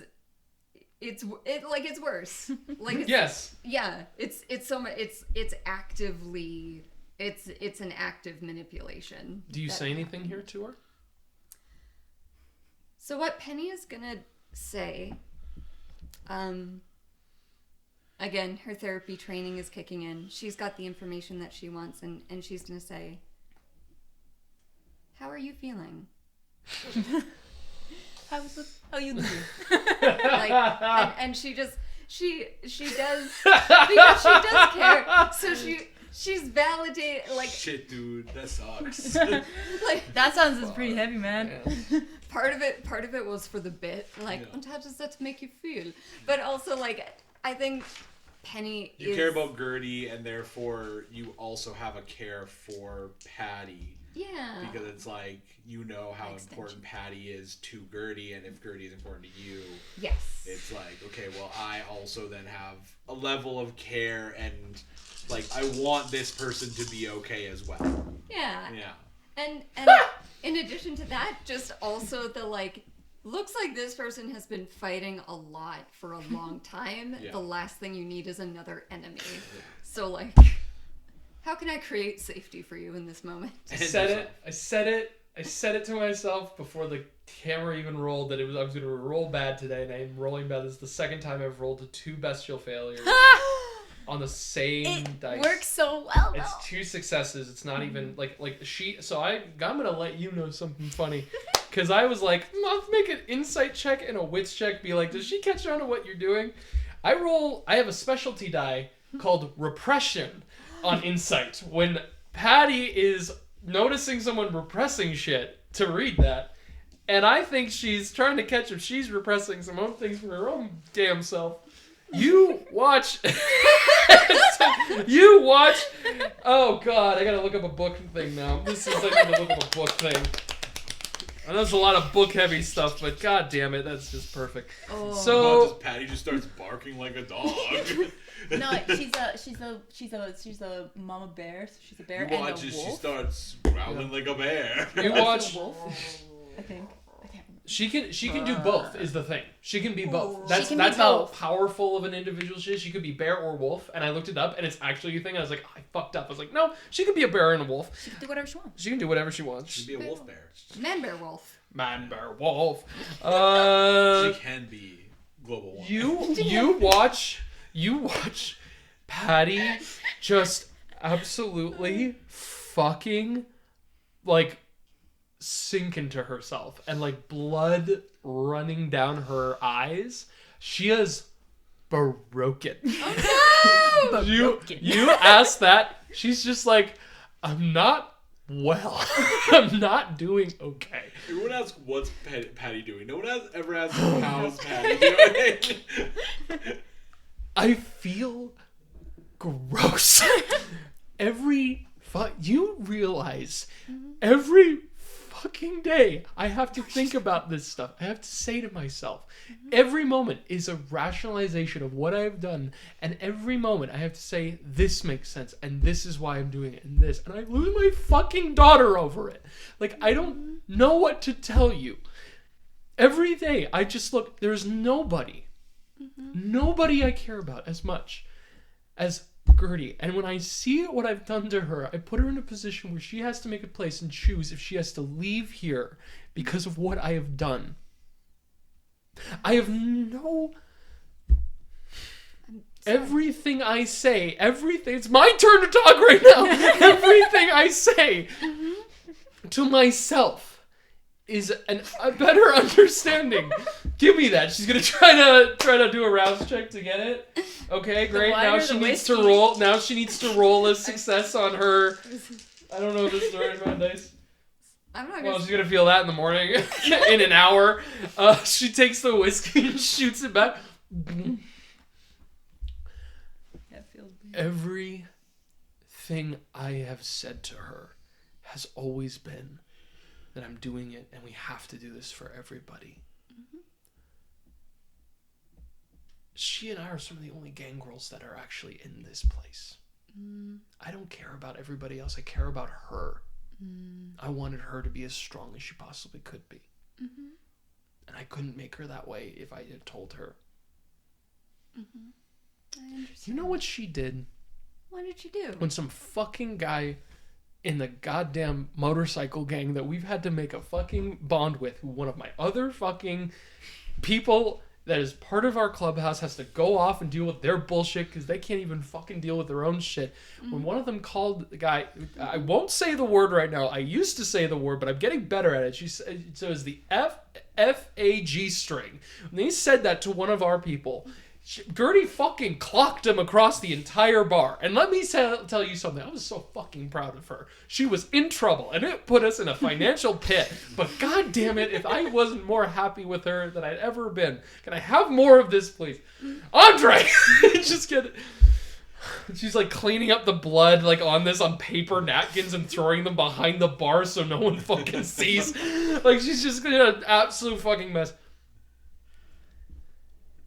There's no reason that I should have had to put her through that. But I can't tell her that. I can't say it to her, and I can't say it to everyone else that everything that I've done was just for her. It has to be for everybody. It has to be. But I mean, if everybody starts doing like we've been here for over a decade, if we're here 40 more years, then we lose that and we'd have to change. But that gives me 40 years to think about what to do moving forward. Mm-hmm. And I love Gertie. I cannot put her in a position though where she has to feel like, I don't know. I don't know if she would be able to take it where it's like I tell her that she is that important.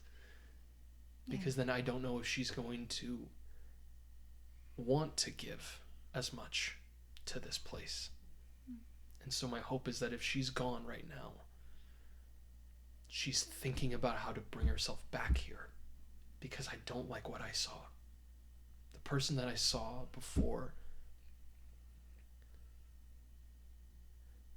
there have been people that I've had to bury, and I do not want to bury her. It's that bad, hey? There's a moment you hear the door behind open. She said, my assumption is, I think it could get that bad. And I mean, the last time it got, and she looks at you, and goes white as a sheet. Oh shit. Dun, dun, dun. Does Penny sort of have an inclination that it's, she hears a door, white as a sheet. Does Penny, I think Penny might follow the gaze. Yeah, Penny's she's. You remember when you saw Vivian with Declan? I think. The tavern on White? Yes. For your meeting? The one that he had Gertie go off and search off her teeth? Shit. Vivian walks in the door. Oh, shit. And she's looking right at Patty. Shit. Gertie. Downtown. Why does this happen when I'm gone? Edmonton. I don't touch a bitch. Downtown Edmonton. Word up. So I'm How you driving down. doing? Yeah, how you doing? Honestly, shit. But, Yeah. let me stretch this out first. So she pretty much is on her Harley with her little sidecar, vroom vroom, Yeah, vroom vroom vroom. And all she's thinking about is how she needs a place to sleep. She does have she left her bag behind, and I had to like look at my previous notes to what was in my bag was shit. on my person. Oh no. So what I have Where'd you leave it? In the bar. in the bar. Fuck. Well, that you got kicked out. When No, I got no. kicked out, I left my bag. Yeah. So, but what I do have on me shit. right now, well, I have my helmet because I left it on my bike, but thank God nobody stole it. I was like thinking about that later. I'm like, someone could have stole my helmet, but Well, let me roll for that. Just in a second. no. I already drove I'll off. be fair. I'll be fair. That's how the ending went. Well, Last game, I put on my helmet, I drove away. Oh. Can't do that anymore. Oh. Okay. Well, put this down. Yeah, put that down. Okay. I'm gonna put that down. Okay. I'll keep continuity. Yeah. Fuck. God damn. So what I have on me is the switchblade that I put in my calf holder, a ballistic knife in my pocket, 14, not 15 throwing knives because I gave one away, Yeah. in my little belt holder. So you're just strapped. Oh, with knives, yes. My wallet has about $550 in cash and my credit card. I like to carry cash because, from the 80s and stuff like that, but I'll carry a card on me because they told me that, well, it's the damn parking meters and everything. Like, Yeah, you gotta fuck 'em. use a credit card now. And I'm Okay. just like, You gotta scan a fucking thing, a QR code. and which on my I mean, old we're set in phone- 2024, but like it's 2 years 22, away right. until the QR code starts coming up and being popular. I know, that's why I have the freaking, but my What old the fuck? Yeah, right? And then I have a few new business cards because my other one that was all rumpled up, I can't remember. I think it was Penny who took my crumpled up one. So I have new ones. They're a little bit on the edges, but not too much yet. They're still pretty fresh. I have a few of those in there. And for the dog rescue business, my ID, my functioning fake that I was given by the caller. So it still works, but it, ID. And then a lighter and also my phone, all in my pockets. What I don't have that is in the bag is all my bandanas that I put on there. So now I have only one bandana Gotcha. on me. The Like, worst thing that happened. I know, right? Oh, The first thing I wrote down was like my bandana. Everyone's gonna know Oh, we're in the same one. Oh, they're gonna be like, she's gross. I'll be like, you're gross. I'm like, how am I supposed to be a fashionista of the week? But Yeah, like, every be low biker key? gang's gonna be like, oh, looks like somebody's wearing the same bandana. Yeah. I'd be like, I can paint it red with your blood. Get out of my face. Oh, is She- it already red though? I can't remember what color it was. Oh. Wearing your Monday bandana on Tuesday. Someone's gonna call the cops. The fashion cops. And then my gun Beretta that had the 15 rounds that Dole gave me is in that bag. So I don't have my gun on me. Which is very interesting because Oh, they're going to great. see that bag Gun. with a gun. My gun bag. I will say... You left that in a bar? You left a fucking... I just I like didn't to, leave I it! love to imagine that Beretta. like one of the bros picked it up and they're just like, we should probably take this to the owner, and they took it to like Justin and we're like, hey, we got this, and he's like, what the hell is this what? girl doing? Why there's so many bandanas? Somebody been done. And Penny's And a gun. outfit she gave me so the fancy nice outfits in. Oh, that gives you bonus etiquette. Yeah, that gives me bonus Oh, etiquette. you're fucked, sister. My empty bottle Dole gave me that I was, and then that used to have blood in it, so it has like that scent of blood in it.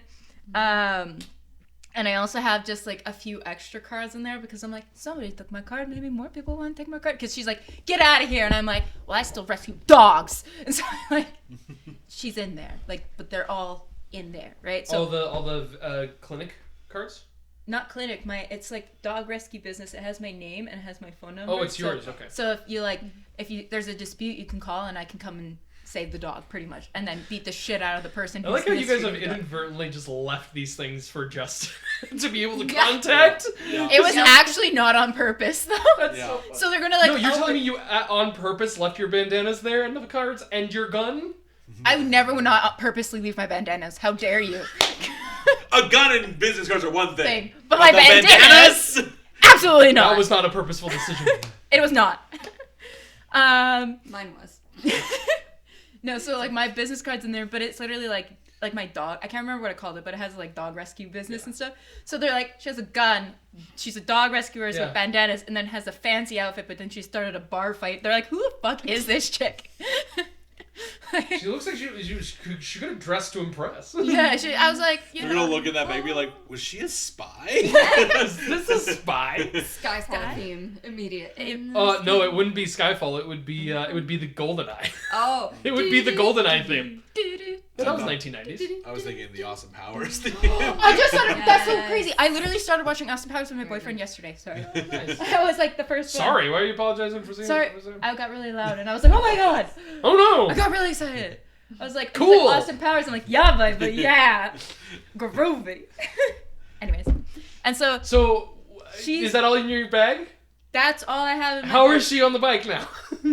So I have my bike and my keys and stuff like that. No, I know you didn't leave that. I'm Where are you asking, going? how He's are going you back. on the bike? I thought you said We're playing what Vampire the are- Masquerade. I right? know. I thought you said something else. I thought you said, "How are you on the bike?" And No, I'm like, no. I left Well, my I did, bag but and I got No, out. I'm asking, how are you Oh, feeling on the bike like, as oh, you I drive? thought you said, "Where? Like, how are you?" I'm on bringing the us bike?" back to the present moment. I'm like, you were the one who conducted how I. Yes, got I to know. my That's why I'm bike. asking how you are doing.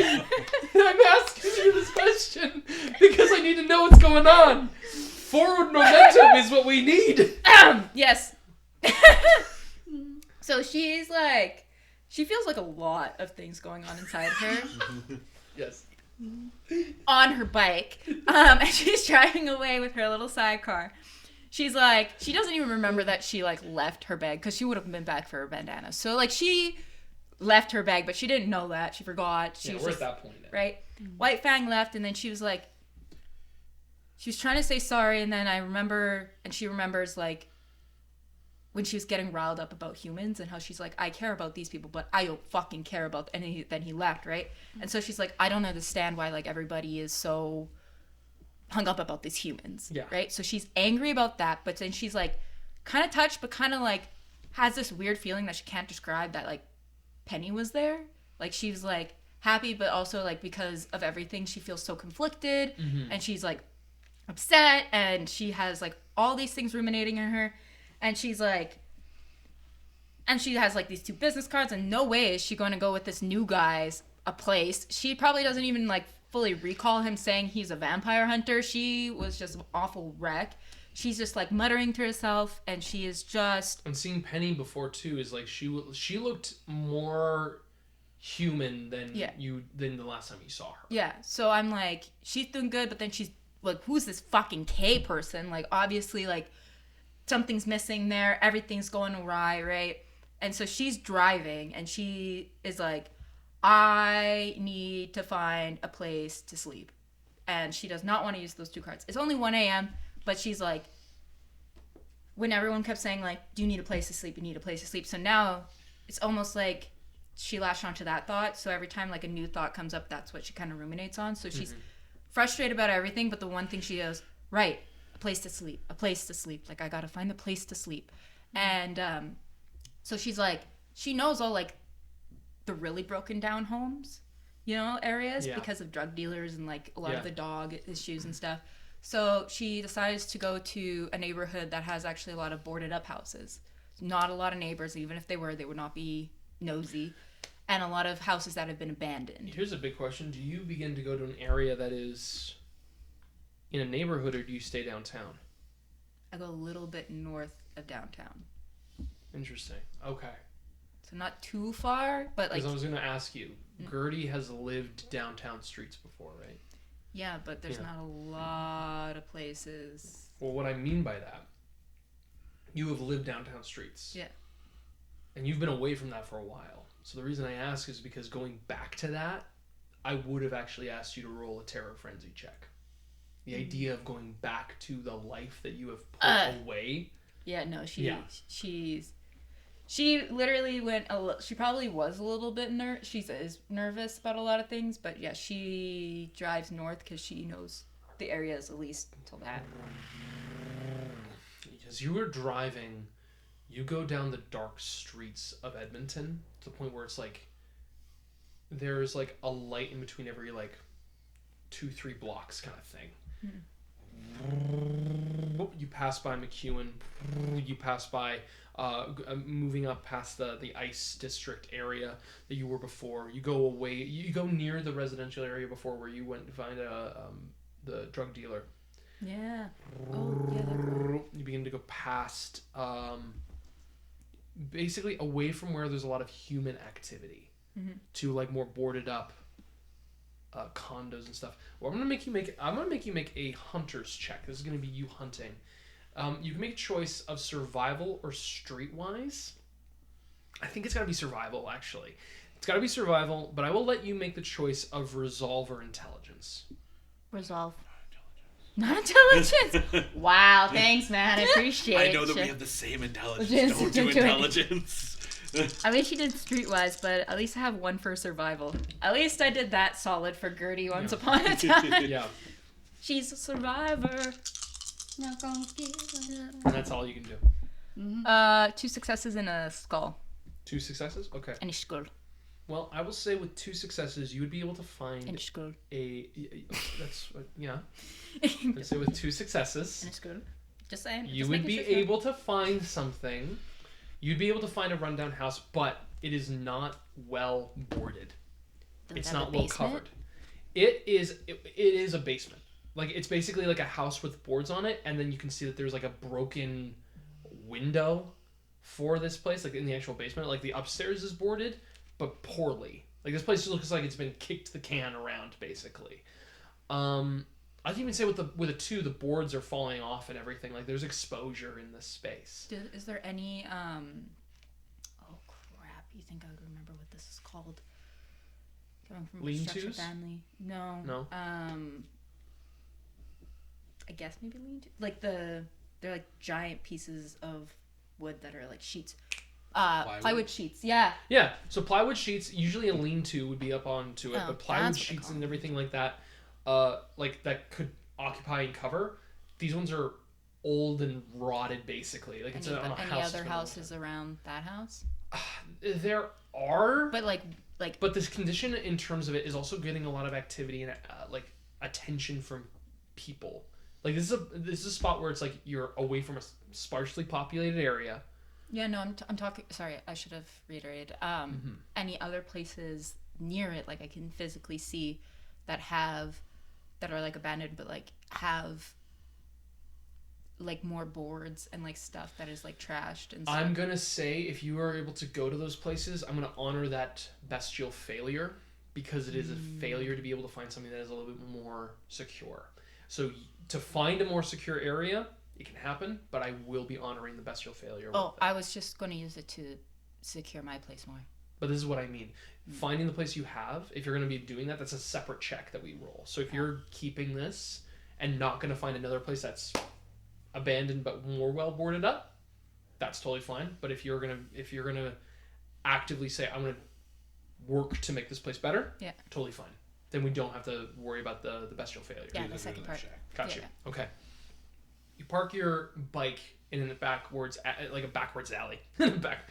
Whoa! It's like Inception. You go to into the back alley, park your bike. I park it closer to like the back of the house. Yeah. Yeah, and chain it up. Okay. There's always a chain with my bike. Sure. I don't fuck around with my bike. Okay. Don't fuck around with your bike. Chain it up. Coming into the area, you slip into this basement, so without even going up to the front, you go through the broken, like going down to the basement area. It's got the broken window. You can see that snow is beginning to blow in and fly into this, so it's It's kind like of that advertisement with the mom and the child that are like the place is blowing in with snow and you're freezing. It's like help them fix their shit. Yeah, it's like that video game. Yeah, Paintbrush paintbrush first. Yeah. Oh, you used newspaper instead of brick, you idiot! Now they're gonna die. This room is like heavy with mold. That doesn't affect me. though. Cold. Yeah. Well, like it's like the cold is something that you feel on your skin. But yeah, you can just see that this place is like needs like cover-ups for itself. You can see that the door is also blocked off on the inside, so that access to the actual upper layer to this building is, you gotta try to pull through the door. If I want to go to the upper layer, it's rotted and less boarded up. Can't I just? Yeah, it's basically there's not a lack of convenience. You have to slip your body, like you have to go, you pick yourself up, squeeze through. You kind of cut over your one good bandana gets nicked by some glass, and you begin to walk to the front door. Oh, I'm so sorry. And you begin to go. I think that would be Gertie's last try. Yeah, right. That would be Gertie's 13th reason. Then she'd literally be like, my fucking bandana! And I'd be like, oh no, I got another one. I don't have my other fucking bandanas. Boom! You go through the front door, and yeah, it's same situation. Are ice cold in here. That's okay. Is there any, like, other pieces of wood that I can bring to barricade the basement? We're gonna make a craft, and I'm gonna say wits check. Okay. Witty craft. Witty diddy craft. Woodcraft. Not witchcraft. Witty diddy. Craft. Witty diddy. I think that's another phone app game. If crafts would be like improvised weapons, that's not the same thing either. Not at all. Motherfucker, You I'm are not really looking trying to make use this. You're not looking to make stakes. You are looking to. I'm gonna get this piece of wood and use it to smash the The window. window. You never know. Make I do it know. worse. Yeah, I do know. Do I? Okay. You can do it. I'm a survive 2. Okay. 2. 2 out of 3 ain't bad. And why can't I use my strength? This is like physically taxing. Yeah, but you're trying to find pieces. You're that finding pieces, Gert. work. Yeah, but okay. First of all, craft is a physical action. Yeah. But then you're adding so the reason that I like Vampire the Masquerade is because it's not as like one note as Dungeons and Dragons. If you're like, I want to make something for myself in D&D, I would say that's an intelligence, or you need a skill a tool proficiency.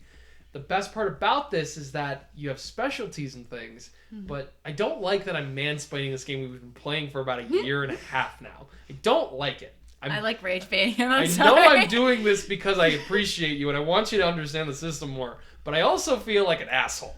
So No, you're not mansplaining. I'm like I asking feel I'm a man explaining the rules. I'm mansplaining. I'm very That's not much, the definition. Well, Ask me mansplaining. what's mansplaining? Monika? I think when you do it, but with like a level of superiority. Yeah. Something that's like simple Yeah. or like. And not in response to like a direct question that someone's actually asked you of like, hey, you're a Phew. human with expertise. Phew. Can you? I about had that existential crisis of like, oh god, what is a DM in the end of the day? Just like, So anyway, you go through the house. Yeah. You notice that there is a rotted mattress that is not on a frame. You see that there's like a pull down ironing board in a closet where the door, like half the door is like, it's not plastic. It's like one of those like kind of light metal doors that you can like retract and kind of pull in. Like almost aluminum, not aluminum, but It's something, yeah. It's like a light yeah. kind of metal. The easy access wood that you would probably have. You can see that this place has been stripped and cleared, but you could probably take the walls, like the actual walls, get some of the actual support of the upper floors to literally take the wood out of that, and you would probably have solid chunks of wood. If So, wood like- is what you're looking for. like up above. Like I'm talking, you put your arm through this wall and you pull out The support beams? the actual frame of the house. There's not a lot in here in terms of wood. Yeah. I don't need like anything like heavy duty. I just need things to block the fucking windows so that there's no sunlight gonna burn me to a crisp. I know. And no snow coming in. Mm-hmm. Yeah. So what I'm gonna do is I'm gonna take my ballistic knife Perfect. and I'm just gonna saw the drywall. Okay. And then with this, I'm going to have you make a strength Yes. and craft check. Yes. I mean yes. Of course. I'm I gonna almost say went before dex. you even roll, if you roll a failure, it'd be so funny if you press the button by accident and just shoot the blade into the foundation of the house. I don't want to ruin my other knives. And I'm Your like, other 14 knives. They're throwing knives. Yes, and the ballistic knife is a. And my is a switchblade gun needs to knife. stay sharp. The switchblade wouldn't work. Go ahead and roll. I want to know. Gertie is like, these are my other knives, and this is my other. These are my ladies. I love this so much. Okay, what strength and what craft? Strength and craft. Yeah, word up. Okay. Not improvised weapons. Not Are you good? It could Are you be. okay? I was like, did you drop something? And No. No. Gertie is just She's not using her right mind. She's just having one of those Monika did something funny moments. Happens a lot. Continue. I just had to pray for him. one success, but I am going to use a willpower Okay. because I feel like Gertie could do better. Well, we'll find out right now. We're gonna find We're out. gonna find out right now. We're gonna Can find you out. do better? I don't know. Maybe. Let's go, Gertie. Let's Let's go, Gertie. Let's Let's go, go, Gertie. Gertie. Let's go, Gertie. 3. Yay! Hey, there you go. Gertie! 3 successes. You don't eject the ballistic knife. Yeah! Boom! Like you just begin to saw this thing like through, and you're sawing like panels of this thing, so it can easily slip through the window. There's like a montage sequence coming through for yourself as you just begin to like get panel after panel after panel after panel cutting through. Can I go upstairs? You are upstairs. It's only one. It's like a level. one with a basement. Oh. Yeah, it's like basement, main floor, upstairs. You are upstairs right now, and you are going through. Oh, see, yeah, there's Oh, yeah, you're upstairs right. and then main getting floor. the drywall. Yeah. As you begin to get the drywall, you slip it down. What are you going to use to hold the drywall up onto the Window frame. fixtures of the frames and stuff, like on the actual wall? Because you can see nails. That's fine. I took out the drywall. There's obviously wires in the walls from electricity that are disconnected. Okay, you're gonna. It's start disconnected, you're- obviously. You start cutting out wiring. You start cutting it out. You start pulling it. You start Yeah. stripping this place. I strip it for that copper wire from the 70s. And not to sell the stick panels up on windows. You start stripping this whole place, and you begin to get yourself set it up. You begin to connect it, so it's like you're tying wire wrapped around like certain parts of it. You like at one point you're like, oh fuck, how does this go? And then you like punch a hole into the base of the frame, and then you use that hole to tie up the wire onto it. It takes you a good 2 hours to kind of get this thing kind of all going. Yeah. So it's like what, 3 a.m., 4 a.m., 3 a.m. now. 3 a.m. And then there's so all my windows are boarded in the basement. In the basement, yes. And then you have the closed door behind you that you have not fucked around with.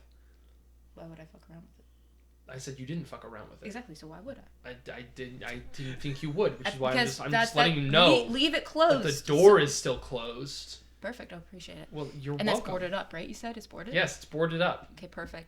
The only thing that had structural integrity was the boarding.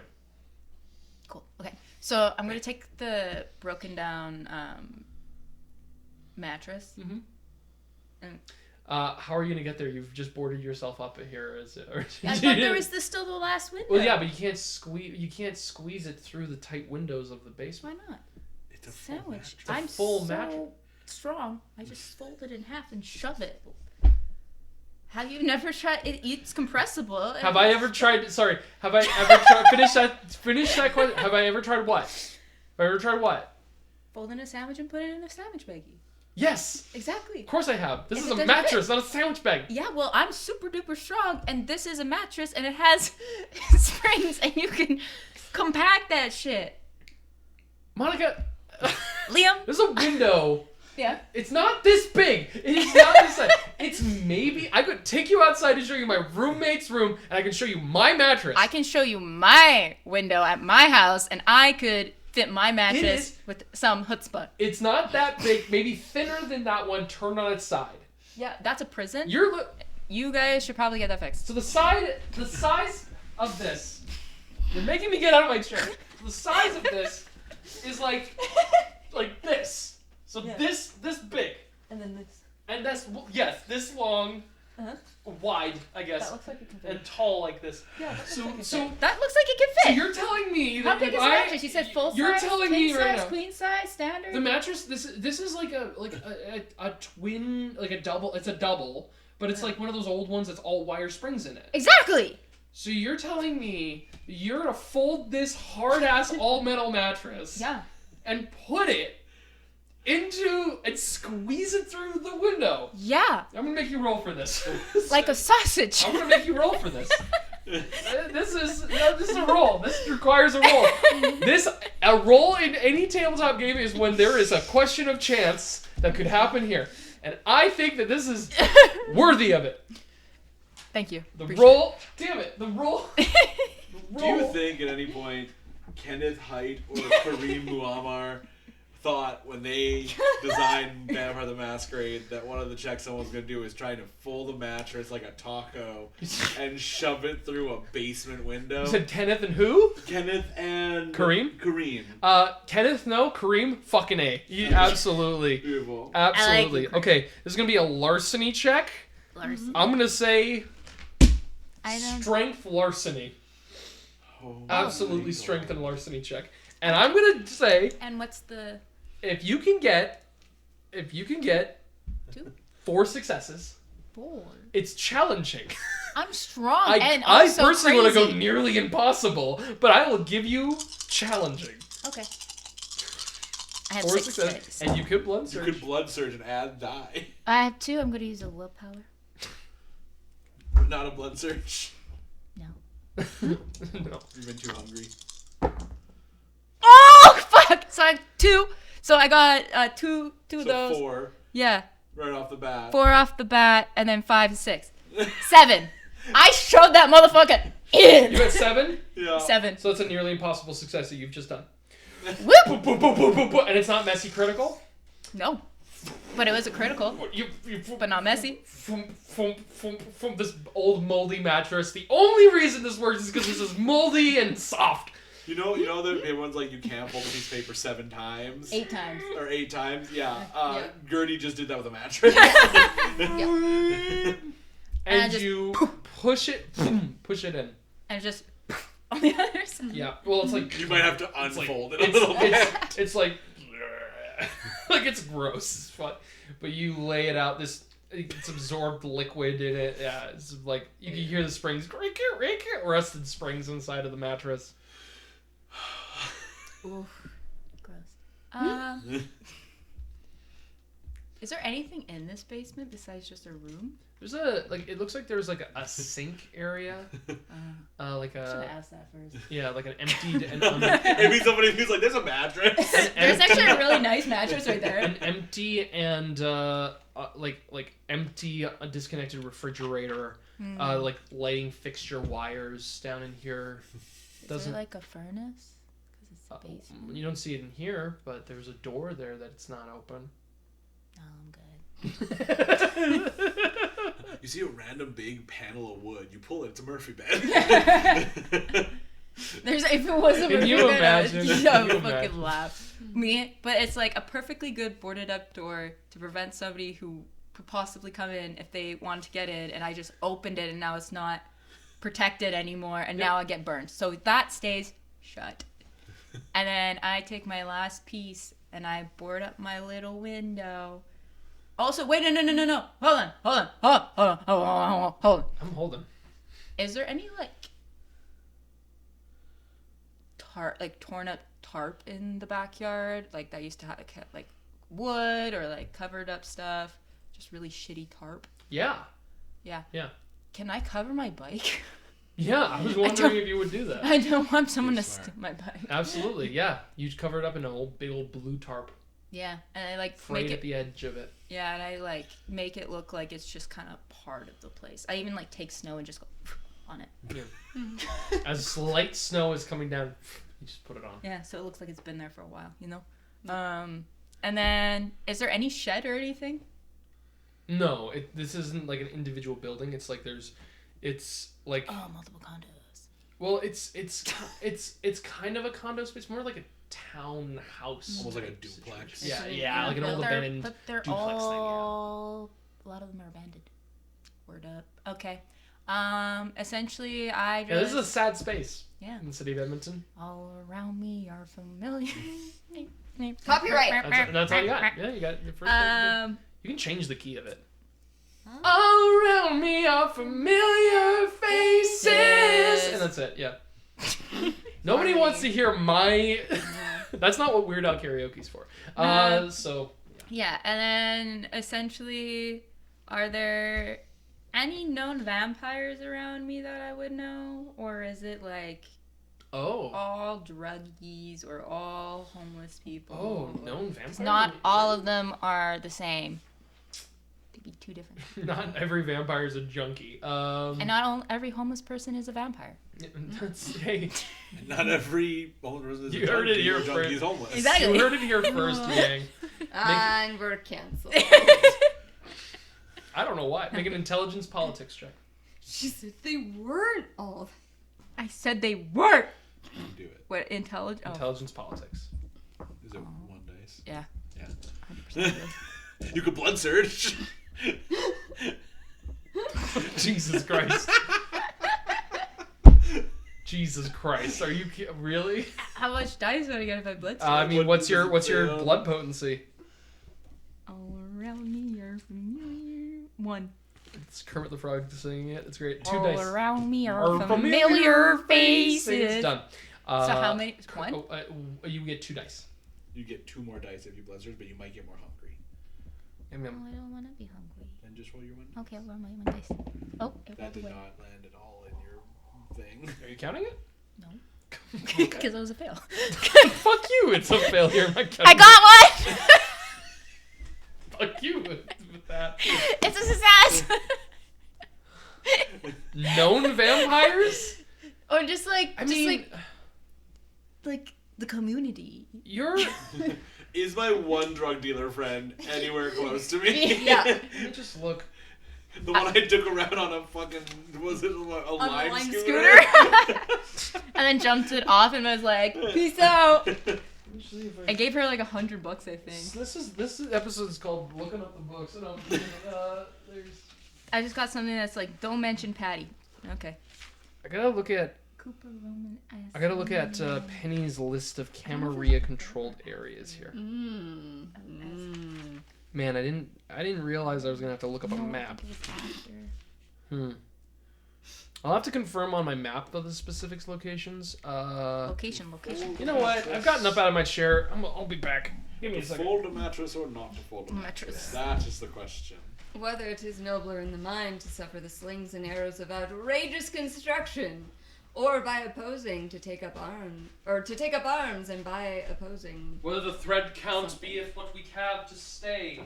Or the stabbing. mix. Ooh. To lie upon the mold, aye, there's the rub. Y'all are too sophisticated. I was going to say, and then the springs hit my back, and I'm just like fucking mad about it. It's the 14th. Reason after. If I get to 15th reason, I'm going to be like, the fact that I don't have 15 knives. My throw knives. Alright, let's look at the map. And then you get to 16 reasons. Just give me a reason. Just give me a reason. Eventually become the Lady Gaga song Million Reasons. Just give me a million reasons. Just a We went up million. north from downtown. Duh. Do you have Penny's list of stuff, like controlled areas, like for the camera? You got many stuff. Do got many stuff. I mean, I'm over here I just trying to find that typically one girl's name. Do show up to sessions unprepared. All the time. No, I I don't think Gertie has gone as These far as the ones? Yellowhead. Macaulay, Boyle Street, Rossdale, Contention, yegVMP domain. Okay, if you pass by McKinnon, I know exactly the area there. Do we have, do you tell Eastwood and Alberta Avenue? It looks like Eastwood. Yeah. And what was the other one? Alberta Avenue. I don't see Alberta Avenue. Okay. I'm gonna say you're kind of riding within the Alberta Avenue Eastwood area. I would say that with a 1 success, you go there. So January with a 1 27th, success, I hit a guy with a bike. I highlighted a couple of areas, so it's kind of like in between the control area, but like if anybody's not been fully in the domain of it. I would say that you think that you're in an area that is not a centralized controlled domain of one vampire. Yo, I'm in like no man's land. Yeah. Hell yeah! In like a downtown area space, which means With an uncontrolled area like I this, probably shouldn't have asked these questions now. Yeah. somebody might not be looking in case you go out to feed. Well, I have 2 blood. Hunger. We'll see how it is if you awaken for yourself the next day. We'll see. I go down there, close myself up, and I just snuggle with my jacket. And I look at, and then I put that mattress under. Actually, I grab the mattress, and like, is there little stairs that lead to the door? Or is it like straight? Like the door closed to go. Yeah, So like the outside door. like the one that leads to upstairs. That one, there's the door itself. You do not see stairs. Like, you have to open the door to find the stairs. But it's blocked, right? Yeah, it's blocked off. Can I just put like the mattress in front of it? And just like sleep in front of the door. So you put the mattress up on the door. No. I just put it in front. Oh, I see. Like the base of it. Yeah, Goes- so yeah. Okay. Yeah. It's more like. Yeah. Yeah. And I just wrap myself and just be like, well, I guess I'm going to sleep early as I'm like twitching there. I'm just going to twitch there. Any final thoughts for yourself as you turn in for the evening? My fucking bag. I was just about to say that. I was like, I feel like I'm forgetting something. That moment of like Gertie flies in that. My bag! My bag! My bandanas! My fucking bandanas! Not the gun. Not the gun. Not the guy. My bananas! My bananas! My banana! Not the My bananas! bananas! You succeed in your desire for finding a place to take a bed rest. Oh, I forgot. I take out my phone and I send just one little thing to Penny, and I'm just like, I pretty much just send a thumbs up. That doesn't mean a lot, but to me, I'm like, I'm safe, yeah. But I send a thumbs up, and Penny's like, like with no You other. don't know context. what Penny's like right now. I know, you right? Send that. Yeah, I just send a thumbs up, Yeah. We'll and find then out and then a exactly. home emoji. Yeah. Totally couldn't be misinterpreted to, yeah, I'd love to stay with you. We'll get into that kind of situation right after our break. See you guys in a little bit.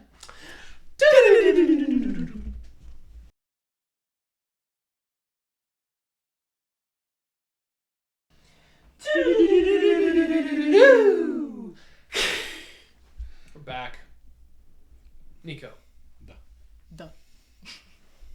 Standing, leaning, holding this car in place on the River Valley Road. You wait. Wait for your... I believe it's just the holders of the boon, holders of your debt, begin to approach, to arrive. You can hear Stefan shifting and faintly hitting the trunk to the point where he's talking to you, but he's not talking to you in his kind of like Americanized voice. You can now, or like his developed Canadian, Western, North American accent that he's just kind of generalized. You now hear him speaking in like his Slavic like tone. And as you hear him speak, you can respond however you want, but weakened by what you've just put him through, you hear him say, Romulus, you need to hear me, please. You can't let this... Whatever you're going to do here, whatever you're going to do, just let me out of this, please. I'm certain we can have a conversation. We can talk about this. We can just... Listen. I don't know exactly how you were able to get out. How have you been? What's happened to you? Because you look great. Once I see the Ravnos begin to arrive. They haven't arrived yet. They're going to be a little while. Okay, I think before I will just let him kind of talk and kind of continue going. I will not respond until I see them pull up like in a vehicle. Okay. He just keeps going on about like trying to connect. It's like, yes, oh yeah, no, where do they got to? Where were you before? You're in like you come down south or something. You got the, I wasn't sure if you came from Calgary or if you're like, if are you become a northern boy still? How's the territories? Did you have a good time? Please just say something to me. Fuck, say something to me! And you begin to see a dark van. Like this. Best way I can describe it is just like an old Honda beginning to come through. I keep my hand on it and I go down to one knee so that it's like right to the back and I looked, and behold, a pale horse, and his name that sat on him was Death, and hell followed with him, and power was given unto them over the fourth part of the earth, to kill with sword, and with hunger, and with death, and with the beasts of the earth. You son of a bitch.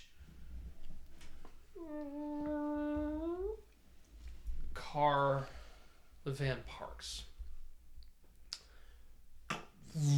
One of the old rolling doors slid open, and coming up from the back seat, you see stepping out a older Indian man, dark brown skin. His hair is kind of like modernly cut, but he wears clothes that are tight to his form, but layered and accented. Kind of a sweater onto a trench coat. With himself stepping out, he has onto his fingers rings of old gold, old gemstones. As he steps up, you can see that a scarred mark kind of like on his neck, kind of like riding between the chin bone and his neck, giving an indication of the Ravnos house as a head, an elder of the Ravnos order, one of the few surviving members. Kilgadim, named after his in most like one of Western cultures, like killing bird or something is referred to like or like kill grave, all this kind of stuff, like the bird. But Kilgut is named after vultures within Indian culture. He has long been, I'm gonna say, I'm gonna make you make a occult check or a politics check. This will be a intelligence check for yourself, just to know about the man in whom you were indebted to here. 2 successes. 2. Kilgut in the Week of Nightmares was renowned for being able to move the survivors within India to allow them a chance to find stable lodging, and was known for keeping themselves awake for 3 days and 3 nights, near starving themselves. Like, was literally the Walking Dead, like looked like a boning Walking Dead individual. One of the elements of his own flaws is that he was a walking corpse. So when you say a horseman of death was walking upon, Kilgut was that, and was known through that, and it was rumored to be like an old monster within Indian culture, to believe to be an actual Walking Dead individual. It was only until that his people were safe, it was only until that the clan was safe, that he fed. And when he fed with an intention to find the people who actually did this to them, to who uprooted and ruined the house. As he steps towards you, you can see, I'll say passively, you notice in the back seat there's an old rifle, like an old rifle casing. You can see that the two male Ravnos members as well, also Indian, step out of the vehicle, and Kilgood moves over to you and says, "He's in there." Happy birthday. Walks over towards the trunk, lifts it, and opens it up, and inside you see as Stefan looks and sees this man and screams, howling. Nowhere to go. There is a smile that crosses Kilgood's face, and the two Ravnos go over and he moves and says, "Make sure he can be on his feet. Make sure that he's able to walk with us." Walks back and begins to talk to you as these two begin to beat him. Took a lot to make sure that I didn't kill him. I can see. But you asked for him alive. I deliver. You have.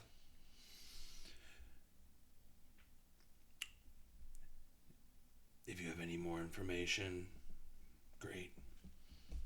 If not, I understand. This was owed to you. Kilgood looks at you and says, "You seek information to be able to find members of the actual flock.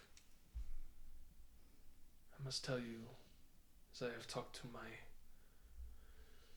wards, let this go. Take on to what you can. You have done a good thing. You have brought a monster to us. And one monster within this entire city. More can rest.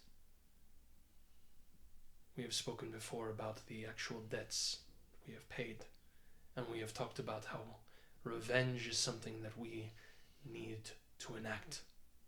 I understand that you may want to inflict it upon others.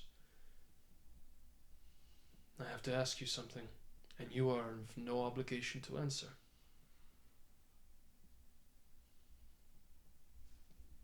What do you do when you have found your revenge? What do you do when it no longer harbors your beast?" I've done a lot of thinking. Being locked in a cage for the time that I have. The vengeance. It's what drove me. But I feel like there's more now. I owe another debt. So I will work to make sure that happens. I also feel like there's something here. But most of all, I'm trying to find someone. Thought the easiest way was to go through each member, everyone who made me into what I am. And before I drove a stake through the heart of the one who turned me, I was hoping I could get the information from her. Maybe I can do it another way. I'm free now. I haven't felt this in decades. Got to meet someone who really helped me through the time. Books are magical.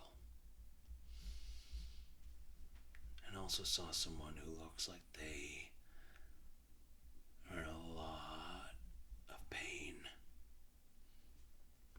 You watch as the Ravnos begin to take Stefan, where he's just limping into the back of the van. I appreciate everything you've done. You granted me this freedom. Now I will do with it as I wish. He takes his hand into his pocket, pulls out something. It looks like a pamphlet, bulletin, playbill. He says, "You say that you are free. You say that. If you believe that, I recommend you do something for yourself." Passes this to you. It is a pamphlet and a playbill to the Citadel. He says, "Go see a show. Order your ticket. When you go to the box office, ask yourself if you really are free. Only when you do that will you know for sure."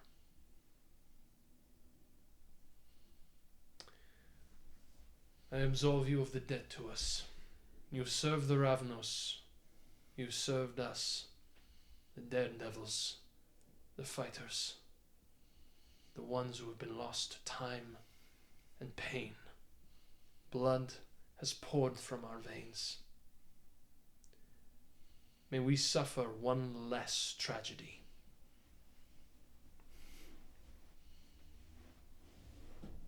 It's a little ironic.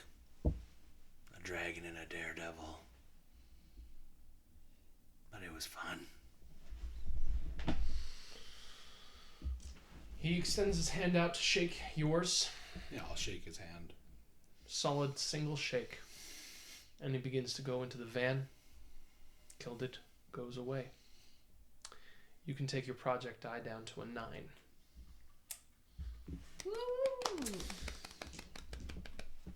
One less to have to worry about. How's it feel? I think there's a big part of him that there is a level of satisfaction, but it feels almost like a hollow satisfaction. There is like this level of he did know for years, for over a century, how monstrous of a person Stellion was, and knowing that he's not on the streets anymore, whatever they decide to do with him, better than him being free is kind of his mindset. But also he's like, he knows that he's technically not closer to the things that have become the most important to him, which is now Julian, getting him out of prison, finding Anastasia, and the whole situation that happened earlier that night, and seeing everything happening at the dive, and in that moment wanting to do more but not feeling like he was able to because he knew that his target was there. And so I think, knowing the timing, I think he's going to head back towards downtown, and he is going, knowing it'll probably take him about an hour and a half to get back to... As you are walking, the car begins to roll slightly down the parking lot. As that happens, he just kind of like nudges it so it won't roll into the road. He doesn't care about anything else past there, but he's hits like... hits a post just to sit. But yeah, Trunk and, open. and Full of blood. Yeah. Yep. yeah, but yeah. Get the So cleanup crew. he's gonna head back up towards the downtown. I think you just signed the book. You didn't give. Did you give him a business card? I think she did. I think she tucked a business card like into it, like a book. Okay, then I think he'll start making his way, and he's going to basically just do like a sweep of basically that area and is around it as much as he can before knowing he has to get back to his shelter. But I think on the way he is going to look at the card when he flips back to the book after he gets it out of the back of the car. Yeah, perfect. And he'll flip Covered through, in blood. yeah, he'll flip through the pages he's cut out for where he had the stake to the back. 1000%. And we'll find the signing, find the business card, and he's going to work slowly and deliberately and try and send a message to the number on the card. Got it. And basically it'll be a very poorly done, because like trying to do the like, because it's a flip phone, so it's like the 9999999 8888 Thank God that the symbols for it are on the thing. Yeah, to track. 100%. But it's trying basically to be like, was nice to meet you. Your friend. Oh, you're sending a text? Yeah. Please make an intelligence and tech check, please. 100%. Is that a phone call? Yeah, intelligence check. Oh yeah, I guess. Does he know? You know what? I don't know if he knows what texting is. So actually, no, he would try to make the phone call then. Yeah. Okay. So he's going to try and like again work on it slowly. Left button or right button? Yeah, and try to figure it out so that he can call the number that was on the card. Fantastic. Button is pressed. I will say too, as that van is driving off, you won't notice this because you're like left button, right button, left button, right button. The van drives off. Another van follows behind. Not a van really, just a very sleek looking car, kind of like a rental. It looks like. Your phone begins to buzz. Is it in your purse? Is it in on the bar? Where is it? I think it is at this point in her purse. Okay. You see Vivian. You see Patty see Vivian. I'm going to immediately ask you what you do before any words are exchanged. Sorry, I gotta take a call. Just a second. So Penny knows that, like, oh, I am not supposed to have anything to do with anarchs. Patty looks terrified.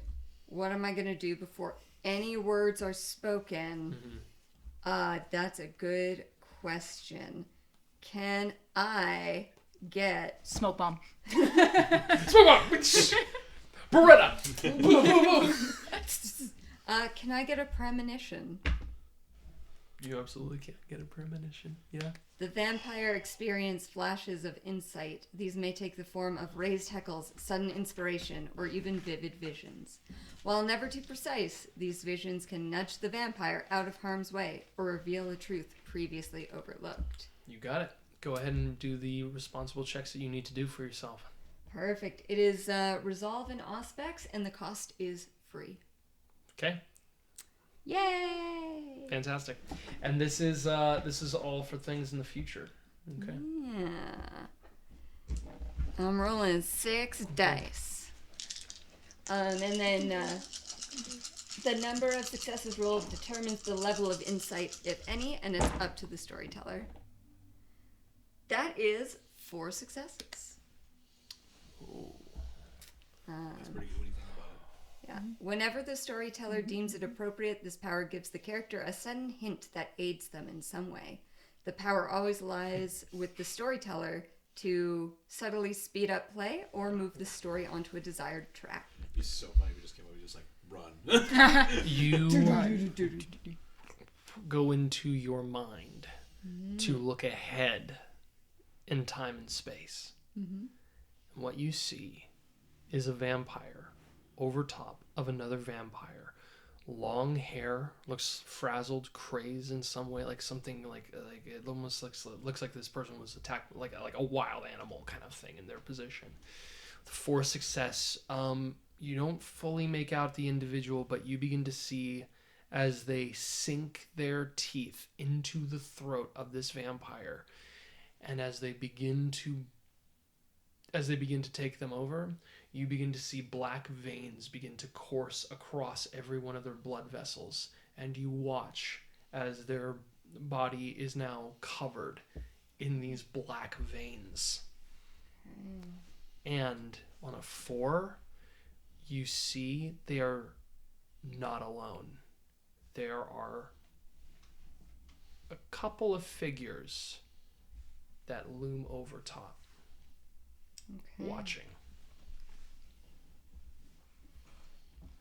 So this is a vampire biting another vampire. I'm going to make you have an occult or academics check with intelligence to know what this You're is. pretty good, though. Yeah. I am pretty good at those. Yeah. That's a pretty good, Both of these good are chances. occult or academics. With intelligence. Perfect. Okay, that's only 5 dice either way. 3 successes. That's pretty good. What do you think about it? Yeah. You We have know, I'm going to say only with this you will know the act that is being committed. You will not understand much of the nuances, but you will understand the act. Okay. You have a premonition that diablerie is going to be committed, in which someone not only kills a vampire, but absorbs their power and essence. Okay. It is, to be fair, the most heinous act a vampire can commit in all of kindred society. Okay. And I can't tell who the participants are. Nope. Okay. It's not like, oh, someone's gonna do that to Patty. It's just someone's doing it to someone. Someone is doing it to someone, and an audience is present. Okay. And long hair. Long hair, looks Frazzled. like a little frazzled, manged up. One being bitten or one biting? One being bitten. Okay. Okay. You watch as Vivian stares at Patty. Says, I was making inquiries to find out about some information that was shared with me. And after taking some time, I was wondering exactly if what was said could be possible. And lo and behold, I get some of my friends and my friends' friends and the contacts of my friends to come and tell me about places that I may have never been before, may have never taken an interest in before. And here we are, and here you are. And she looks right at Patty. Patty says nothing.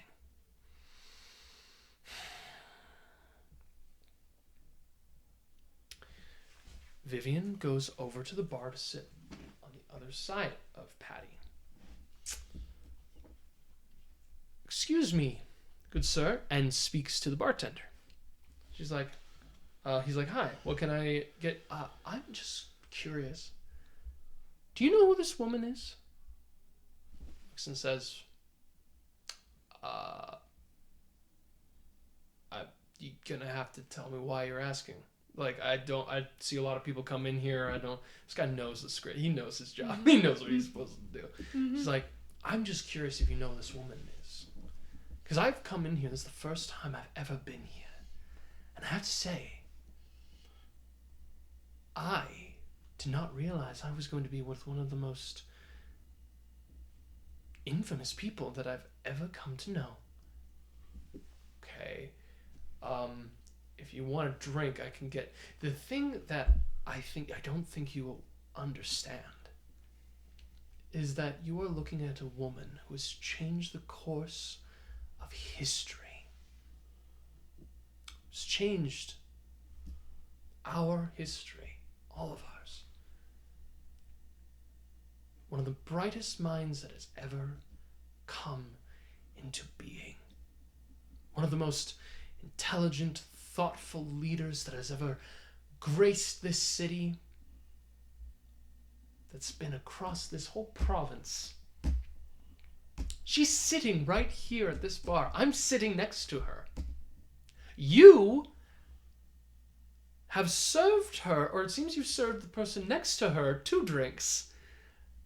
But you are standing before her. Great. Cool. And you don't even realize it.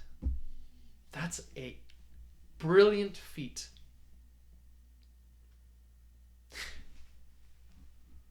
I just need to ask, does she frequent here often?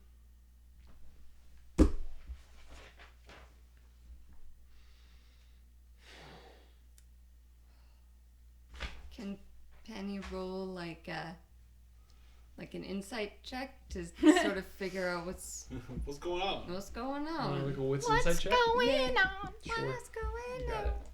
Okay.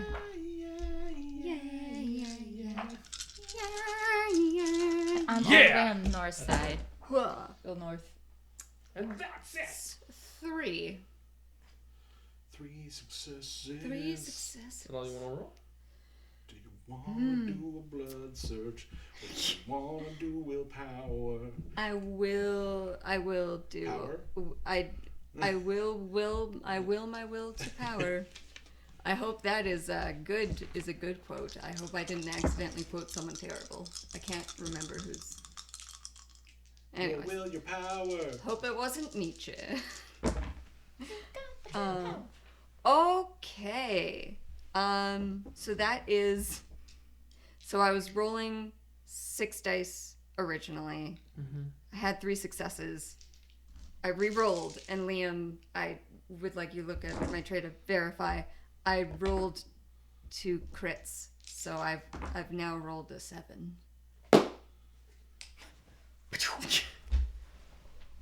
He's sassy today. It was 3 and 0, and then No, you rolled 8. Oh, I rolled 8. Apparently, I rolled 8. That's better than what you rolled earlier. Yeah, you're doing great. Look at us go.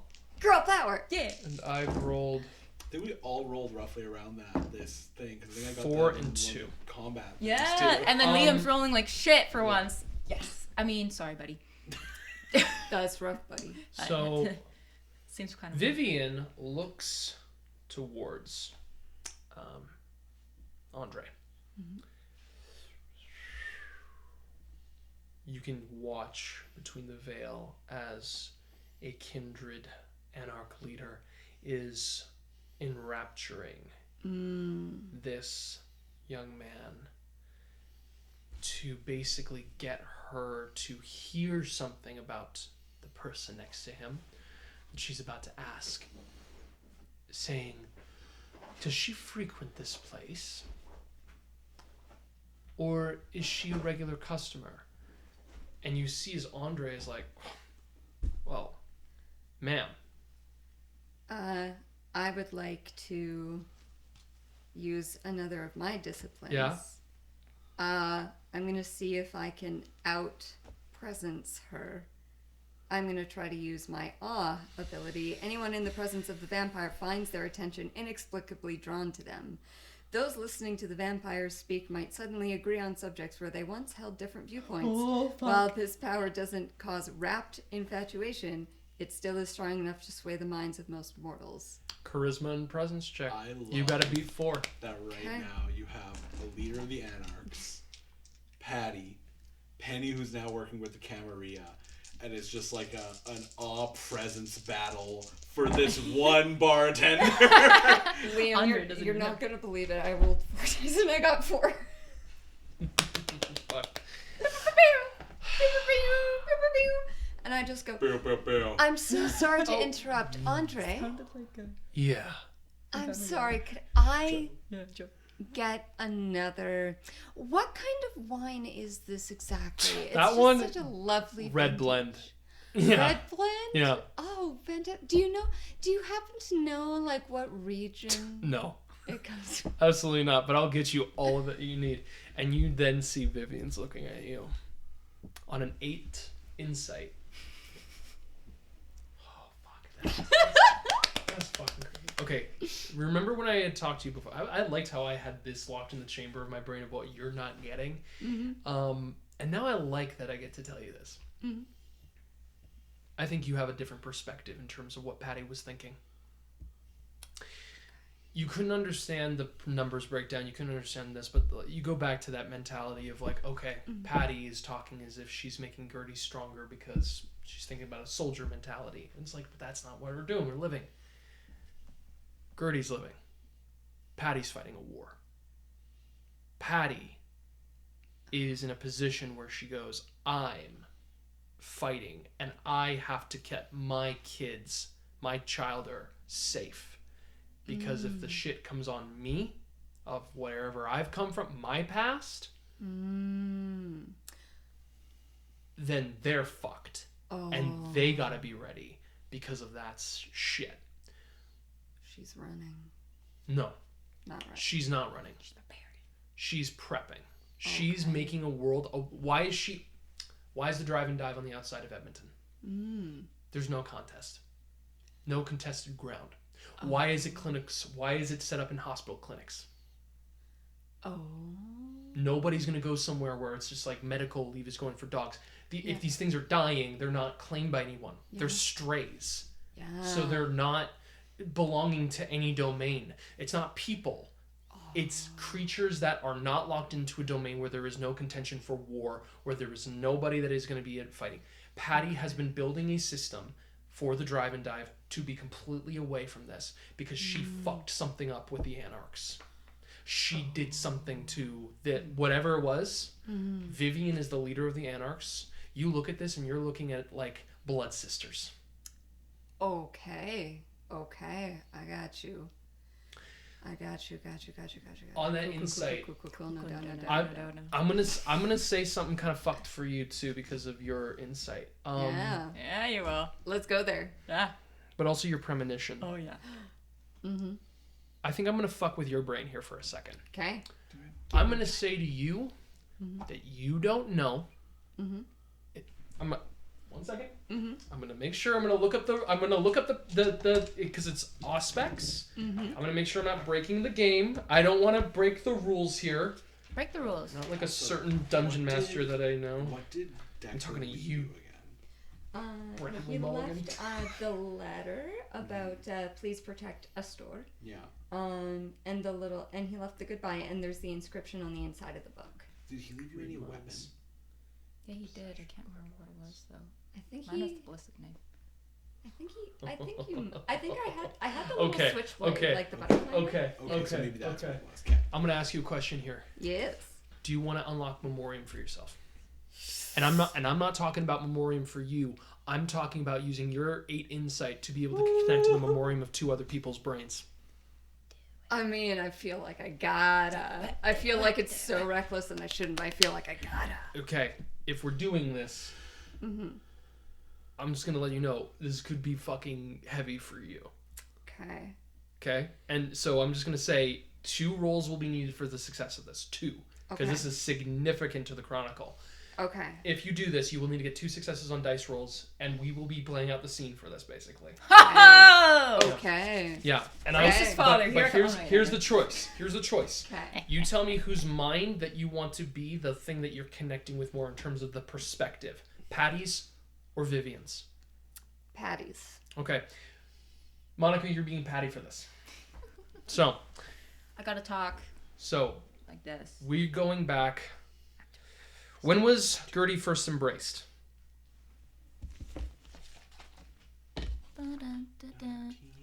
1989. Okay. October 13th, 1989. But We are going from 1989. We're going to the 1970s. When disco. disc. We're going to a place, and I'm just going to tell you both this. We're going to a place in which Camarilla control and Anarch control is not sanctified right now within Edmonton. Hell, not even just like fucking Edmonton, but within Alberta. Right now, cities are not locked in. There's been developments, the actual introduction of being able to make these like capital cities of Edmonton, all this kind of stuff, hotspots is clear. But right now, we are in a place where the Anarch establishment has yet to be developed. Give me 1 second, because I do not know if I have this person's name. Craig. Is it? Yeah. Vivian is in the room Yeah. with Patty. And Patty and Vivian's sire, Carlton Meyer. A man? Yeah. I thought it was a female. I'm trying to remember myself exactly. Remember that one? Check it again. Say it again. I don't know what you're mumbling right now. No, you know the one lady that Patty just and then told Gertie after, and she's like, I never want you to go through that. Oh, being able to actually have it? Then, if that's the case of it, we'll say it's Cheryl Meyer. There we I'm go. like, I'm pretty Thank you sure for that. Yeah. it's a female. Yeah. Thank you for keeping me honest. Carly. Yeah. Actually, I like Cheryl. me. Did I write the name down? Yeah, you double check and see. Because if you did, then Then thank that'll you. be the name. Yeah, that will be mine. But I'm pretty sure that it's in an episode. Great. So. It's been a long time since I've remembered thinking about this. It's been a long time. That's it. That's it. That's it. Double check it. But essentially, Patty Sire with Vivian Sire. What we will see here play out, and y'all can pick your roles in terms of this. We are going to watch as I'm just going to give you all the circumstances. This is the day in which Patty murdered her sire. Yeah. So, I don't have the name. you know, No. well, it's Cheryl Meyer. Cheryl. Retcon. There is a moment Retcon. in which we see, I will paint the scene for you and you can all pick your roles, but it is these three in the room. We see as the map of Alberta is laid out. We see as, like, currently there is, like, red zones covered in for it. The red zones, we all know, is werewolf control. We are south right now of Edmonton, but this is a plan of attack. This is this idea is converging. Where Cheryl is in the process of focusing and trying to hone in a strategy to decimate Edmonton's vampire populace by actually creating this anarch revolution and making it an actual revolt. Going in for a massive slaughter of the Edmonton populace that could affect other people. This is off of the desires and drives and plans that has, because I do remember the part of the conversation where it was Patty saying that she did not want the plans and the insights of another individual to basically be the scoping of what this world could be, because someone was using her ability and her leadership to coax this. And I set that up. Cheryl, Vivian, yeah. I got a quick question. Because I caught it, but I didn't quite catch it. So, like, I can't remember, feeding off people or vampires? Is what she wanted to decimate. This is not about feeding off of people. This is about literal exterminating, like, heads of the vampire leadership and utilizing a plan to basically kill Cameroonian vampires with risk to the populace. Yeah. Got it. Would it have risked the Masquerade? 1,000%. Okay. 1,000%. It also, I would say, with this, I think it could also involve like using using the werewolf population within Alberta to have them be aligned and to work in this as well. Possible werewolf vampire alliance to take out the Camarilla, basically. Yeah, 1,000%.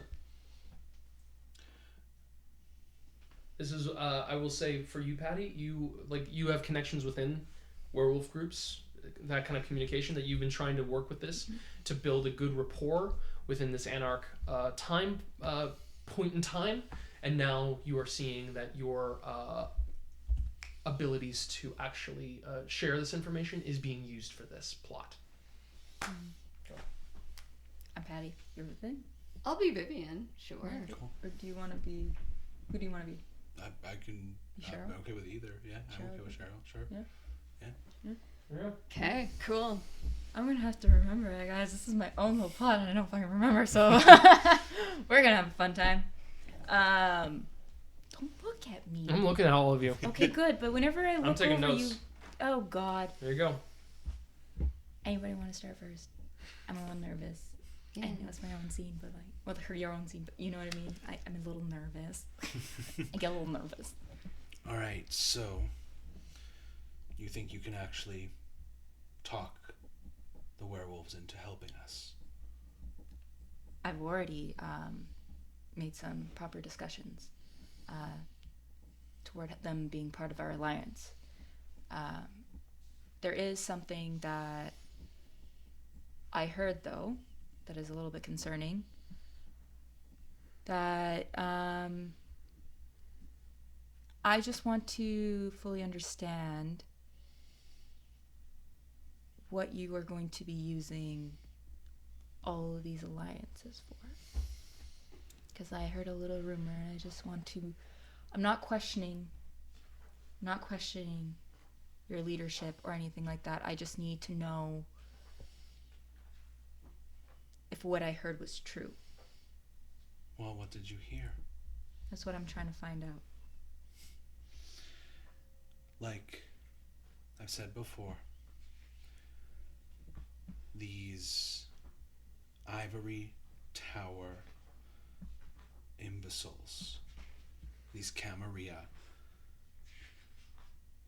they have ruled over all of us. Yes, for much too long. I agree.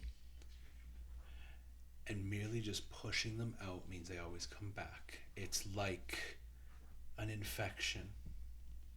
It's like cockroaches. Unless you fumigate the home, unless you use antibodies and destroy it at the source, take out the heads, that's the only way to get rid of this kind of a thing. And so, I have noticed both of you have the qualities of leadership. No other members of the Anarchs that I've ever known have been able to have full parlays with werewolves. That's not what I'm fully concerned about. I heard that the infestation that you speak of, that you are going to be decimating, we are going to be taking care of, is going to reach far beyond what you have been telling us. Do you really want to live under Camarilla rule forever? Doesn't that, I don't know, what is it? I guess wild gangrel blood in you? Don't you need to like howl at the moon and run free, Patty? Do you really think you're going to be able to do that with those Camarilla snobs? Enforcing rules and boundaries, putting you in a little teeny tiny box? We're so much better than that. And we deserve more space than that. And what does it matter to you how far it reaches? Are you It can afraid? affect our group, our people. If we go too far, we'll reveal the Masquerade to actual humans. Lives are at stake. Patricia, lives are at stake because this is war. Yes, but it has been for longer than you, for longer than Vivian, for longer than myself have been around. But you never told me. Have you known about this? How could I have not known about this? Put it together, Patricia. Don't call me that.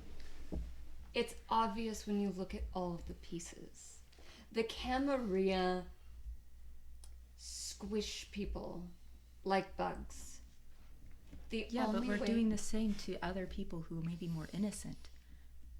We're affecting, like, if I get the werewolves to come and assist us, we're risking them being exposed too, that their population might... We are monsters, Patty. I'm not.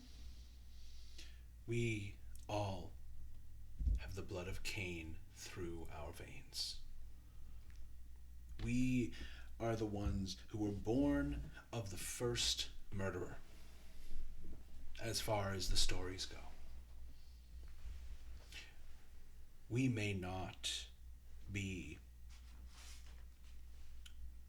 evil by nature, but our appetites push us to do things that others won't.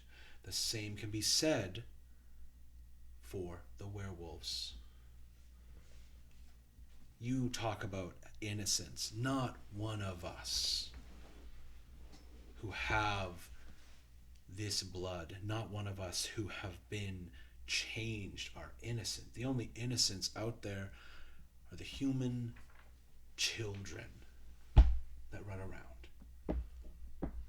Yes, but one day they're going to grow up into adults, and if we reveal the masquerade, it's going to pollute their minds. It's going to change their childhoods. They're going to grow up in a world full of vampires, and that the things that go creak at the night and are beneath their beds are true. That's because it is true, but Patty. They shouldn't Duh. know that. And on top of that, you've been using my leadership, my presence, my powers to actually join our revolution, a revolt, for what I believed was supposed to be something simple and quick and meaningful. And yet now you're using me to create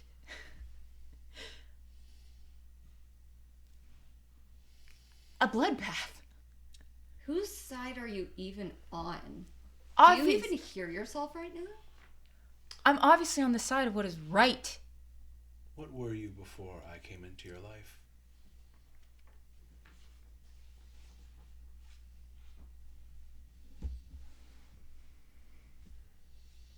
I thought we discussed we were not going to talk about that. I can tell you now, Vivian, no offense, darling, was nothing. She was the type of person that would fall for that Manson boy. And now I'm the thing that goes bump in the night. She is the next generation of the Anarchs. I might be leading this now, but the two of you will be leading it in the future. One day, you will each become elders yourselves. One day, you will each become barons of this city, of the city to the south. And we will have this entire frozen wasteland free from Camarilla control. Free from their control, but we just turn into what? More of them? More bloody? Why is it that you always use my powers to do that? I can't. Penny, Mm-hmm. you are now locking into this scene and focusing in on this. Now is a moment in which you see Patty is being able to take something. I'm going to ask you the first question for yourself for the first roll. What is it that you are expecting to see from Patty here? Patricia at the time. What do you expect to see? Penny is expecting to see some of the beast coming out. She's expecting to see some wild ferocity, and she's expecting to see escalation. Is instinctually, but she could be wrong. Mm-hmm. Patty, Yeah. Can I? you decide how you choose on this. Yeah, for Yeah. yourself. Just choose one thing. Something that I recall. Sorry, out of game for a second. Correct me if I'm wrong, but Patty couldn't go against her sire, even though when she tries to, it hurts her. But then, if the sire were to disagree, can't remember. So, how do I say this? Give me 1 second. Not specifically of like argument, but if they were butting heads, it would be almost painful for her to. It is a situation, yeah. So it's a situation in which Patty getting into a contest with her own sire was truly an act of like it was a dethronement. It was not a simple like I'm getting mad at mom. It was like the king is speaking down to you, the person who is given the status. It ripped through her very essence to the point where doing so not only unleashed upon herself, like not only unleashed her own leadership, but opened her beast almost up immediately. Like she chose to ride the wave of I am putting myself through the most horrifying situation that I've ever done, and I'm choosing to do it because I can see what is before me, and I cannot let this stand. Word up. I will let you know that Patty's worst ability was manipulation. Her best attribute was composure, with charisma and strength and resolve being some of her strongest ones. She was not a very capable person physically, but she still had a pretty strong sense of leadership, insight, and she could drive like a motherfucker. Yeah, she did. All right. Where do we leave off again? So, what do you do? What do you say?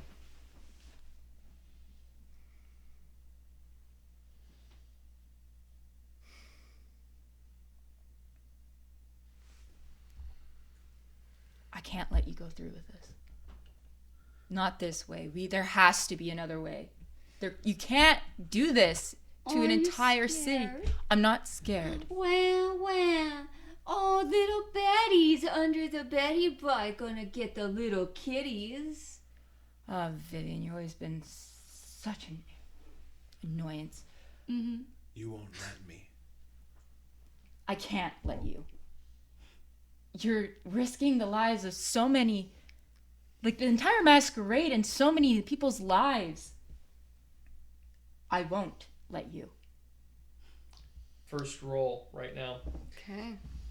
Not done. Leadership. And I'm going to say Boo. composure. I'll let you choose who's going to roll this. I think you should roll it because you're playing Patty. What is my leadership? What is Patty's leadership? Oh yeah, what's Patty's leadership? 4. Composure. And her composure? Sorry. Her at the time for this, it was 3. And it's 4 composure. So 7 total.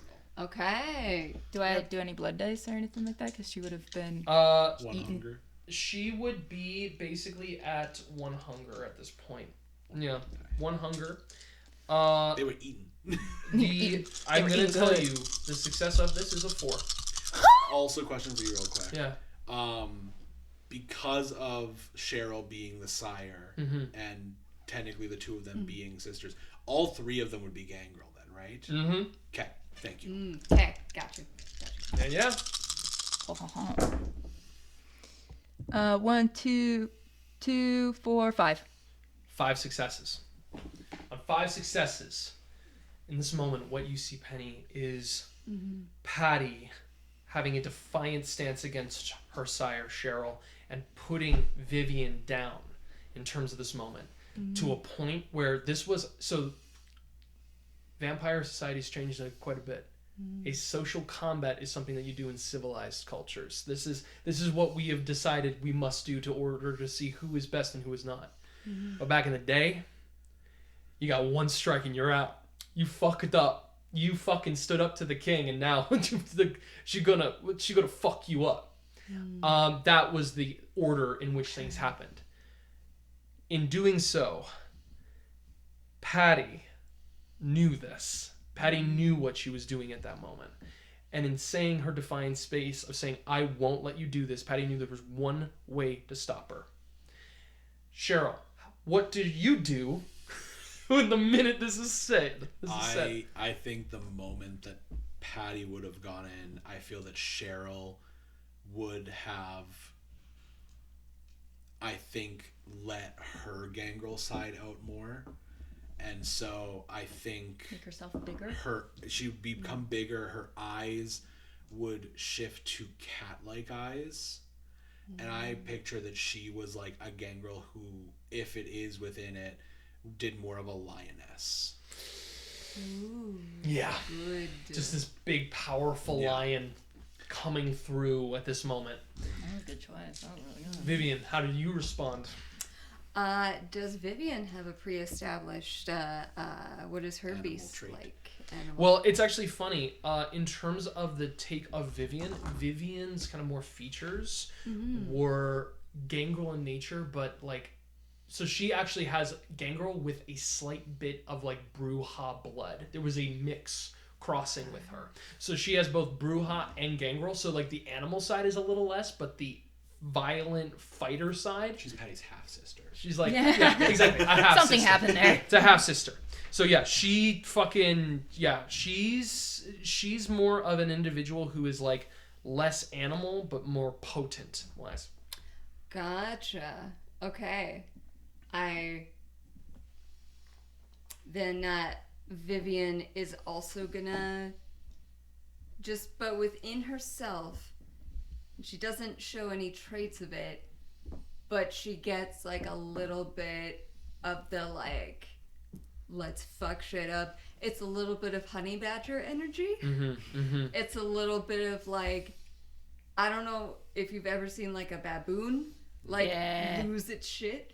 So she's not taking on these animal traits, but like her Bruja like blood is like pounding, and she's kind of like, like she's getting into it. She's like, who's gonna fight? Who's gonna win? Like, I mean, and at this point she's like, I know the king is gonna is maybe being overthrown, but like, you know, soccer hooligan energy. If I do something and it's incorrect, do I have to reverse it? No. Hell yeah. What are you talking about? What are you talking about? No, this is it. This is the past. This was the past of it. So in this moment, Patty only really had her wolf. And seeing her rise up like that, I usually fight in pack mentality. So being a lone wolf is not really the greatest. Doesn't really help that Vivian is being like so like hyped up, and she's just like almost like she wants to get into it, and I'm like, Jesus Christ. You gonna let her talk to you that way?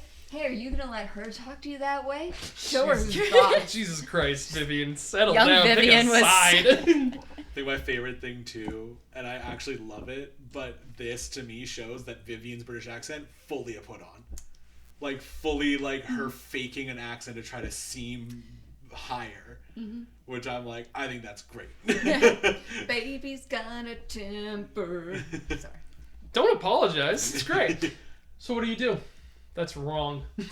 You said it. You said it. I did. know. Let's fucking go. Let's see. I want to see this.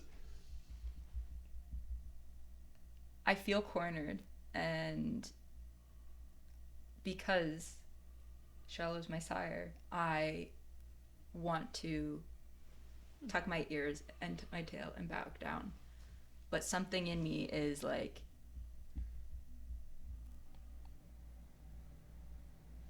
I said I won't let you. And my eyes just like get a little sharper, my ears and everything, and I'm like, because this is for the betterment of our people, my people. And when I said I wasn't going to let you harm them or use me anymore, and she literally, her bear just forms out, and she like a mama bear, where she's like, my people, you are not going to harm them.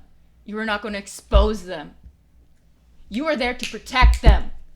And she just full out comes into like a bear and just tackles the shit out of her. It's like American Werewolf in London where the wolf changes now into something and the features begin to peel up, pulsing as a giant mass of fur comes on.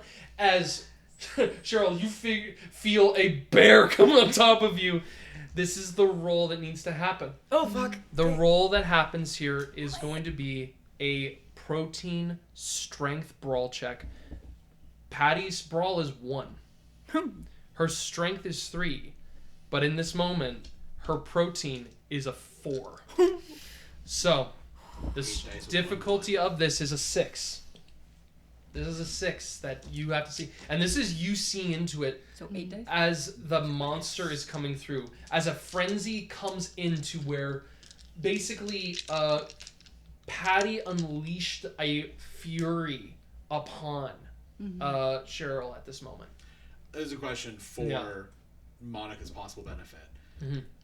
In this moment, would Patty be able to blood surge? Yeah. Yes, it adds 2 dice. So you could add 2 more if you thought that she would blood surge. Oh, fuck yeah, and I'm gonna say, with a blood surge, you will automatically fail the rouse, so you will get your hunger right now, because it's like your hunger is gonna go up to a 2. Yeah. Just an automatic for it, for the sake of this. Here's the situation. You have to put it down. I don't have her stat. It doesn't matter. I'm just telling you. This is like remove 1 of the purple and put. If blood surge is being used, if this fails, you are going to be massively debilitated. Okay. In the present. Cool. Just letting you know. Okay. How many dice do I get for that? 2? 10. So 10? 10 total. 10 total, yeah. 10 total. 2, 4. 6 successes. Holy shit, this is a lot of dice. You still have a willpower good, if right? you need to repeat I your roll actually 3. got quite a few willpower. Yeah. Well, like only 1, but you know. How many? Oh shit. Okay, so I have a bestial, but then I also have a. Oh, is that a crit? 4, that's a 6. messy crit. That's a messy crit of 6 dice. The difficulty is 6. So With the bestial. You got a messy critical? With a bestial. Yeah. That's perfect! I'm going to say, That's so good. for the sake of it, you can choose to use the willpower. And I will tell you exactly not just what happened with this division, but what fucking happened between this relationship. Yeah. If you get 1 more success. So reroll 3 of those blank purple ones. Yeah. If you get 1 more success. If you don't, I will let the bestial failure carry to understanding of a relationship. Okay. So 3 of them, right? Yeah. Okay. We got this, guys. We got this. And that is 1, 2, 4 more, or 3 more successes. And then I got another. So do they have to be pairs? Oh, They yeah. have to be pairs. They have to be pairs. They have to be pairs. Okay. 3 successes. So 1, That 2, is 3, 9. 4, 5, 6, 7, I think 8, the 9. most successes out of anybody. And it wasn't any of our characters. It was Patty. It obviously is The Patty. most successes Hell out yeah. of any character in this story. I mean, if you're gonna kill your sire. Yeah. You gotta go out. All out. What you witness in this moment was when Patty tore through her sire, ripped her apart, split her body into pieces, tatters, tearing her through, and in her bear form absorbed her energy and power. You watch as Patty committed diablerie as a bear and survived it. Okay. And you realize that this was not just in front of Vivian. This was in front of her entire Anarch community. You see the full scene now. You realize that what was done here was that Patty had basically absorbed the energy and power of Cheryl. Then, as she had done this to her, Vivian, without saying a word, Patty said, "Go be a bump in the night somewhere else," and smacked her so hard she went out the door and had hours to go find a place to live and survive before sunrise came. Oh. Smacked her so hard, made her British. Maybe it's just a speech impediment this whole time. She smacked her out and cast her away. Shit. But what you also realize is that Patty did not stay within the Anarch community. She abandoned it. She left it. And one of the people that was there that day, gray-haired, 50-year-old man looking, Lux, was amongst the Anarch populace at the time. He was a member of that group. And the only people to have left were Lux and Patty. Okay. You have successfully completed the Memorium. Yes. And in doing so, you can now have, and you can keep this, Okay. the answer to 2 major questions of the Chronicle. Okay. 2 expendable dots to be put into a background, and 4 additional dice to 1 skill test that occurs in the present. Okay. I also kind of love During this season, you have that. I love how All of them, or do I have to choose one? All of them. That's the best. You want to know what happens on a 3 challenge rating? Yes. The answer to an epic question, 3 expendable dots in the background, and you get a major boon. So, like the situation in which you could hire a kindred to take care of some stuff, that's what a minor boon was. I also just love that your sight of the future was you looking into the past. Yeah. Actually, Time for no. me. Oh. This is an important distinction for you to know. Okay. You know, and this is just something you automatically understand. Okay. That's not how a premonition works. A premonition is always forward. The Memorium was you getting confirmation. There was no way that I could have done it, which means that is something that's going to happen again in the present. Damn. And what you hear Vivian then say as you walk in on this, saying, and how much we have endured, sister. How much we have endured. And how far we have come. Only to come back after decades away from each other. Yep. You watch as Ivy comes up to the table, just sits across from behind you and is looking over. This is a crowded bar. It's a long bar. And Vivian says,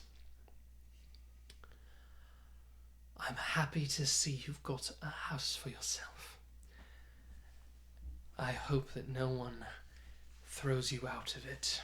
And I also hope it doesn't burn down like before, and walks out.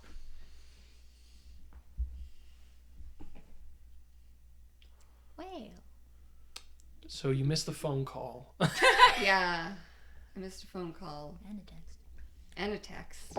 I only want to know this. You can tell me if you go anywhere, if you say anything, but I genuinely want to know, what is your takeaway from this? So my takeaway from this is that it actually might be safer in this moment for Gertie to not be near the collar. Not that that's my choice or not, but I think Penny understands so much more about what's going on between the Anarchs and the Camarilla, so much more about what's going on between the Anarchs and Patty, understands so much more that it's not just a like, oh, value system thing. It is a like, Patty done did a thing, and I should be much more afraid of Patty than I am. Just like The woman you saw tear someone apart, you therapized 5 minutes before that. Yep. Yeah, she said, And what cried. about doing You got that? her to You cry. saw that woman cry in front of you, and then you're like, huh. She has some emotions. Totally. And I think, you know, it does bring up like sort of like admiration, and like it is triggering for Penny as well, because it's, you know, having to do with your sire and rebelling against, and like, you know, Penny just quietly sort of like ran away and was just like, fuck this shit, I'm out. But like she never had any intention to fight Sebastian ever. She was never like, I'm gonna confront him, I'm gonna do whatever. My headcanon is she found the like bundle of stuff that the traveler left and was like, why does anyone still have this? Like, did you take this out of the evidence room in the jail cell like 150 years ago? Like, why are you still hanging on to it? So she pieced it together and then never like confronted him, like never said anything, was just like, fuck, and like pieced it. So she's got a whole new like respect for Patty, a whole lot of fear, a whole bunch more understanding of like the conflicts going on in the city, and her takeaway is just like,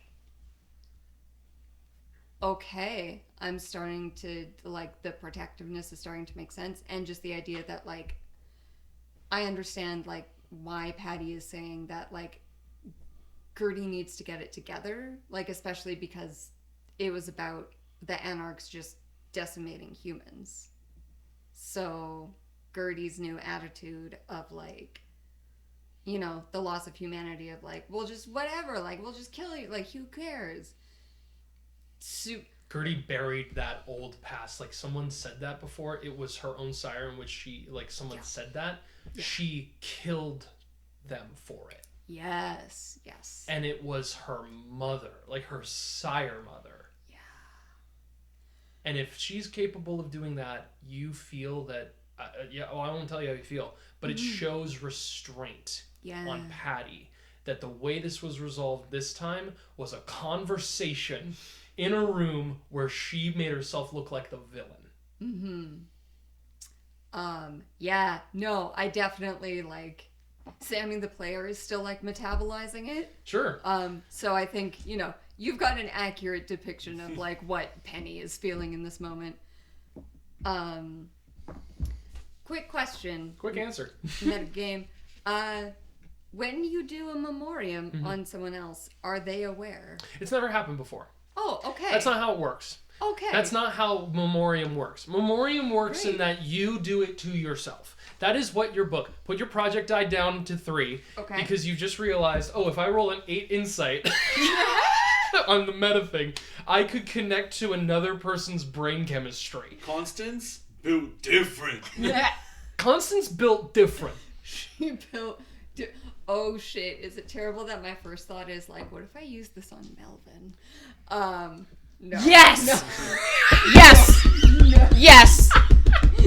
I agree. Well, I agree. That's a wonderful idea. Let me make it very clear. These two were locked in a situation, and you were she was looking you need at a distraction? you. But I'll at be this the moment, distraction. So I told you that she was looking at you, and you went.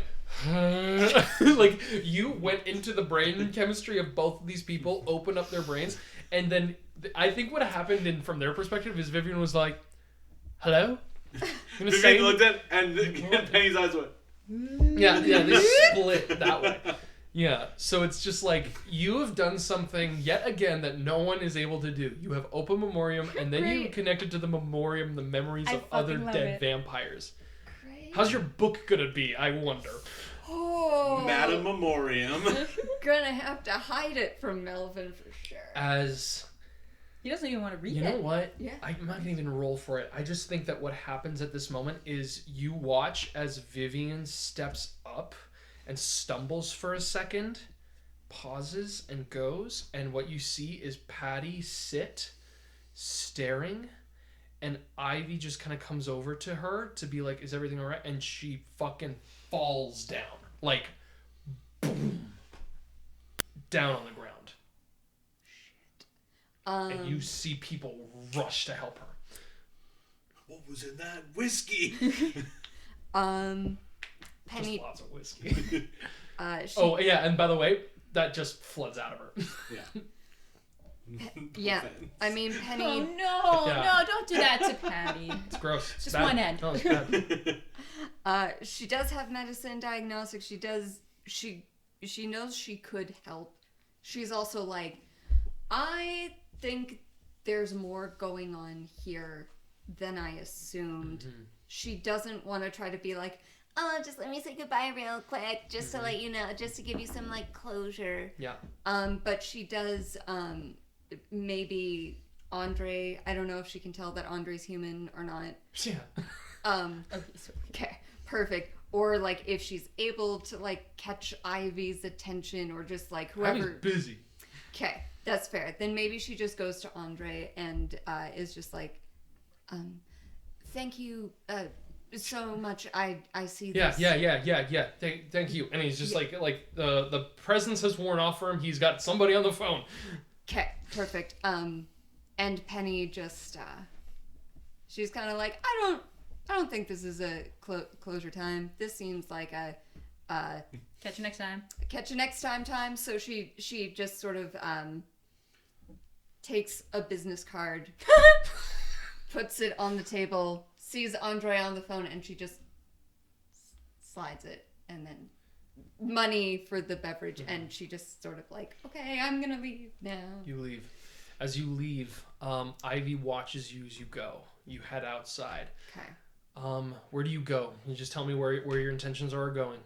So I'm gonna call an Uber. Okay. I am going to find my location. Location's near me. I'm gonna look and see if there's probably not a butcher shop open at like. Nobody's open at this time of night. At this time of night. She's gonna find anything. Great. That's open to keep her promise to Patty. You put 4 locations in your phone. Just random thing, like what do bikers like? And just like start putting it in.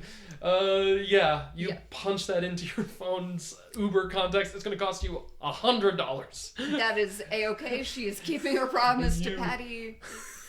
She promised Patty she would do it.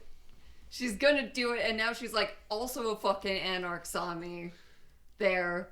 Oh, this could have been super bad. And just as the Uber like drives her, like, oh, sorry, I didn't realize it'd be closed. Can we go here instead? She checks her phone.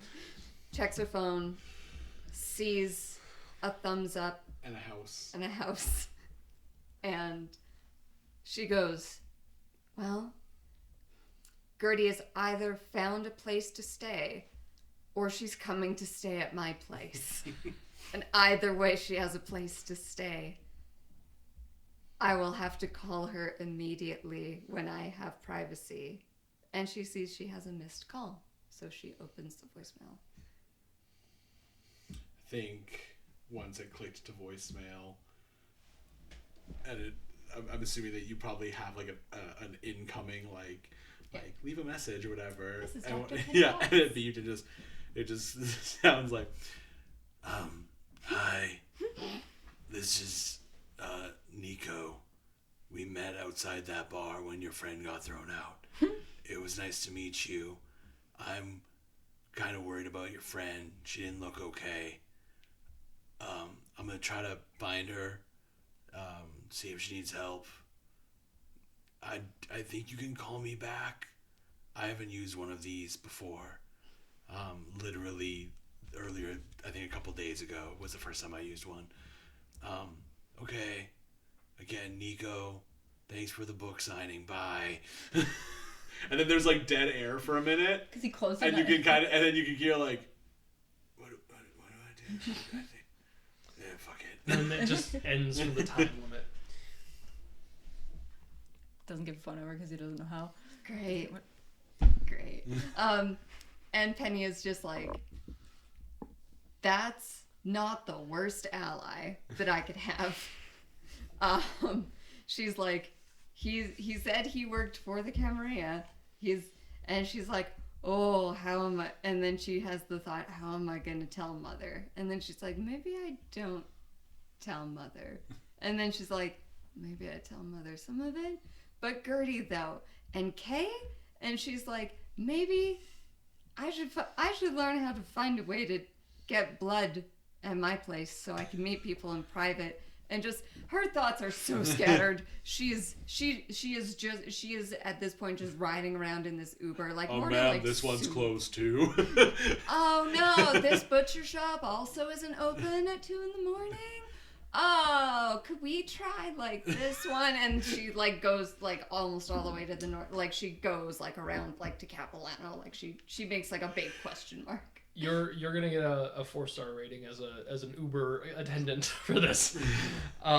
Maybe 3 if you don't tip well. Oh, she will. Close on you. Mm-hmm.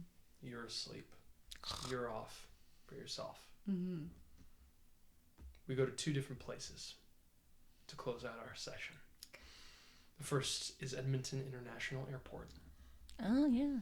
Driving through in their van, checking their luggage, the 3 Ravnos go. To be able to take their acquired individual, their luggage, begin to take their they got a giant large case that they're kind of rolling in.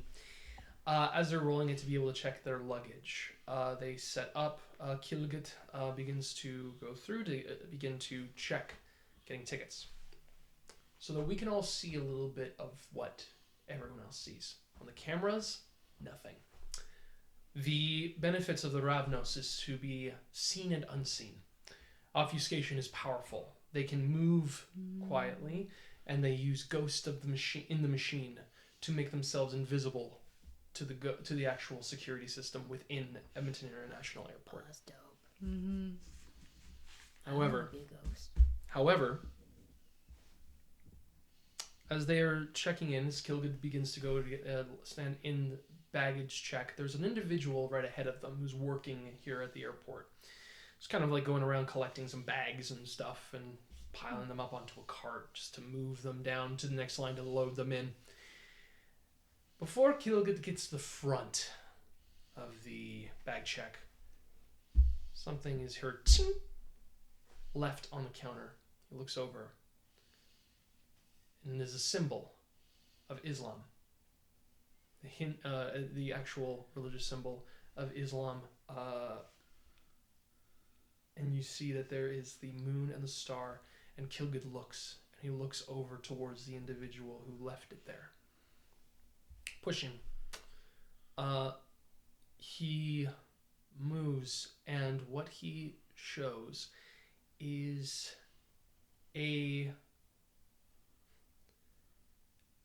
upon his hand with blood just lightly carved into it is the symbol of the Ravnos, which Kilgit sees it.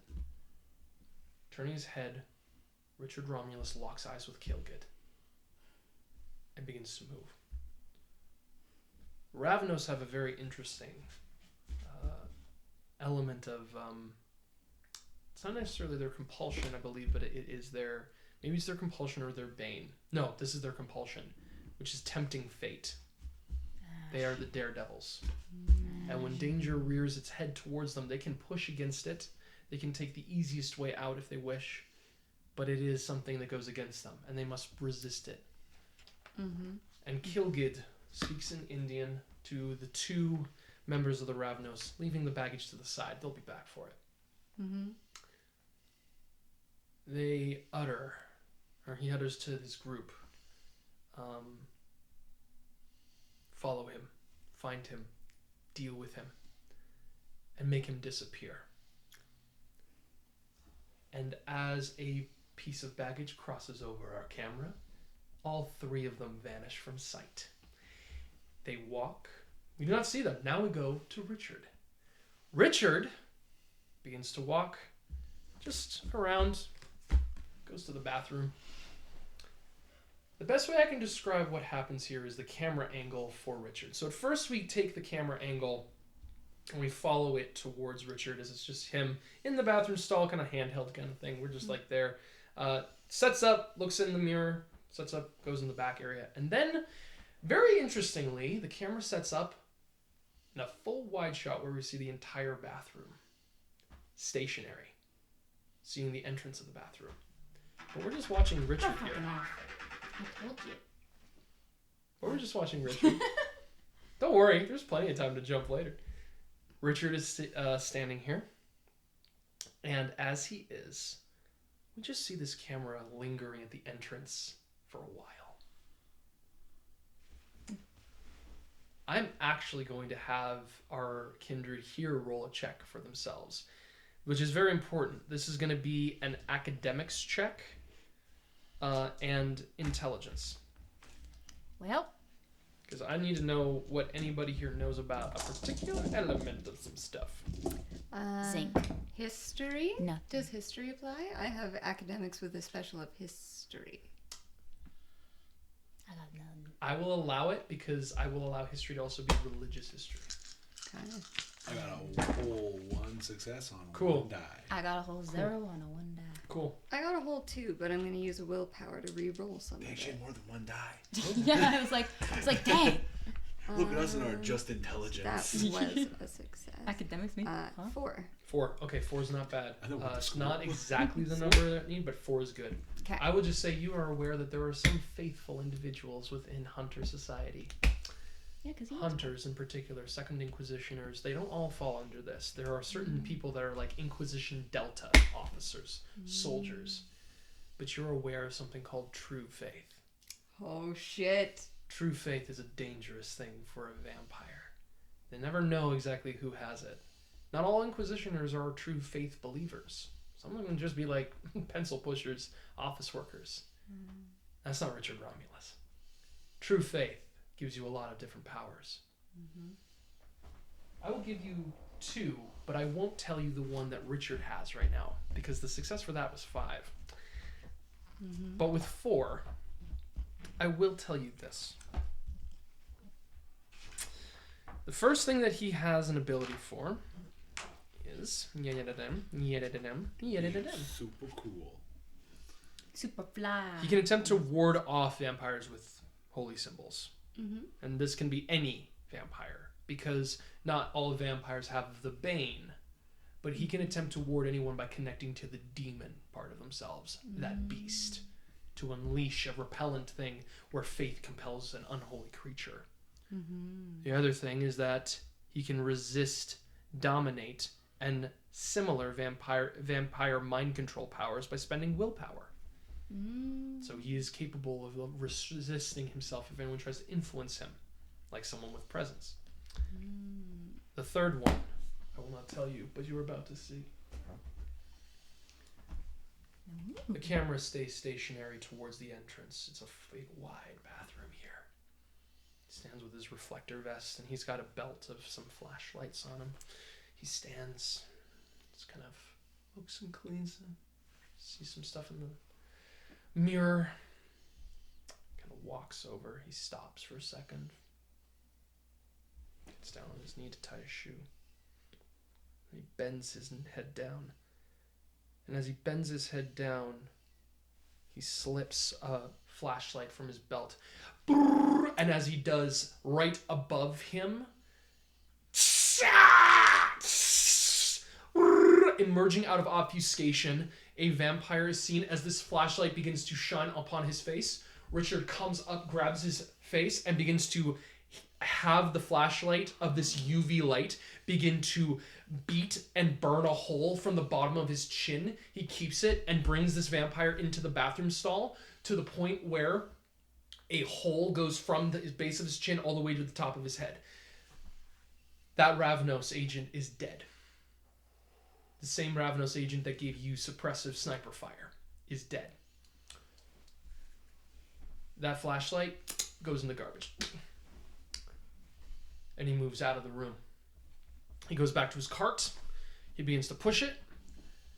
And Richard begins to move through the airport. He passes security. There's nothing that can be concerned about with his entire presence, but he begins to move.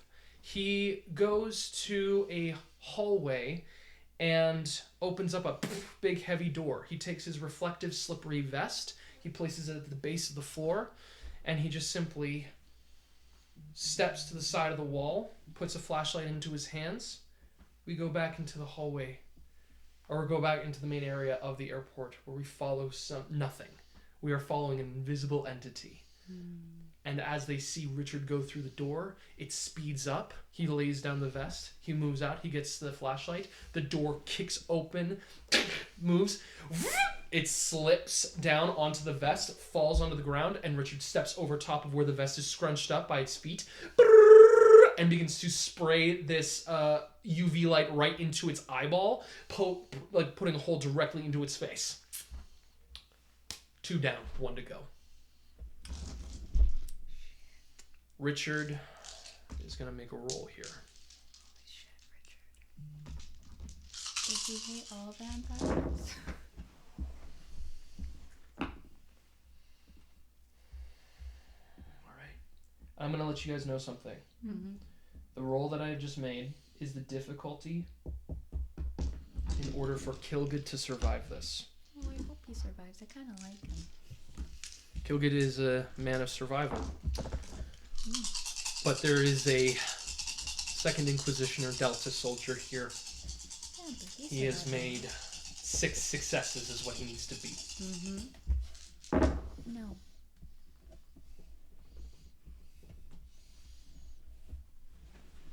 Kilgud looks at this situation. He begins to go into the bathroom, invisible.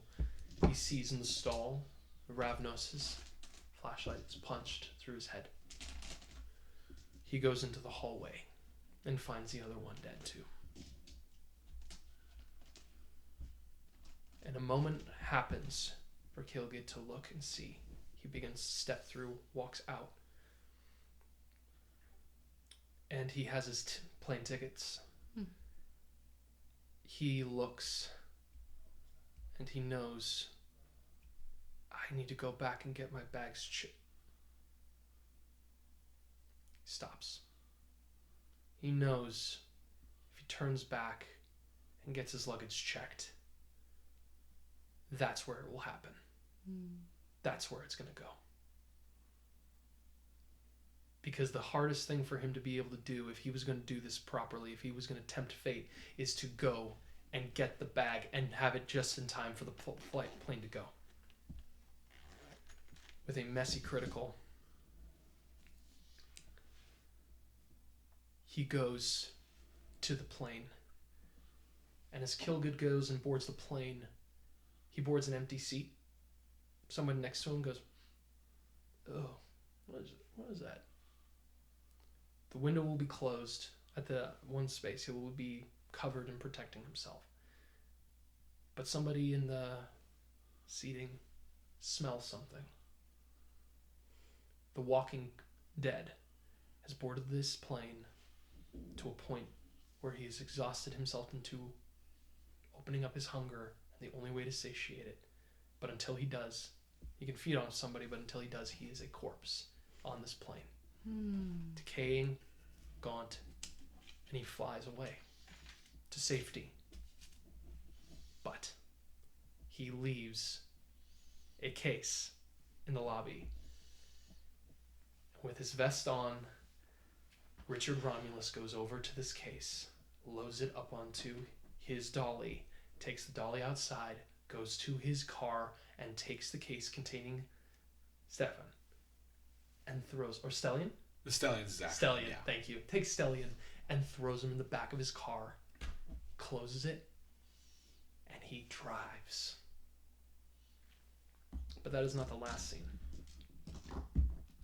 Day is coming up soon. And I need to make a terror frenzy. Check.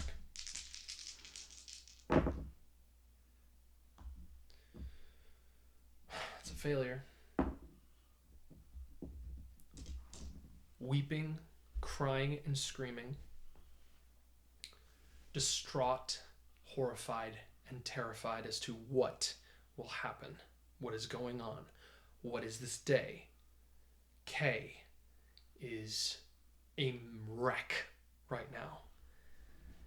Currently at the edge of, has run basically from downtown, is now basically going into the west end of Edmonton. Begins to approach the West Edmonton Mall and puts herself into a position where, as the day is coming through, she rushes to get to the top layer of the parking lot, the parkade. And as the sun is beginning to rise, she flees. She runs down the stairs, and she just starts crying and screaming. The sun begins to rise, but she stays hidden in the shade. I'm gonna roll one more time for her. Okay. Also fun, okay. I'm gonna use her willpower to roll this. 3 successes. Am I allowed to retcon and say Penny probably gave her a business card because she gives everyone a business card? Sure. She gave her a business card. Yeah, you're amazing. Just in case. Just kidding. Sure. She has a business card in her pocket. She pulls it out.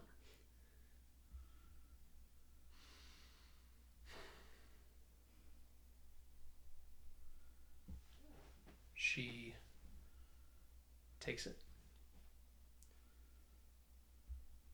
And as dawn begins to rise, do you do anything for yourself? Like, are you back at your suite? Yeah, I think Penny would have gone back to her suite just in case Gertie's there. Get out of the sun before sunrise. She's kind of like, I think she sends a quick text to Gertie. Because she gets back and Gertie's not there, and she just texts and says, I know you're in a really rough spot. I'm assuming because you're not at my apartment, I assume your text means that you found shelter and safety. If you ever want to talk, please let me know. Ring. And she quickly sends it off, and she answers the phone and hello?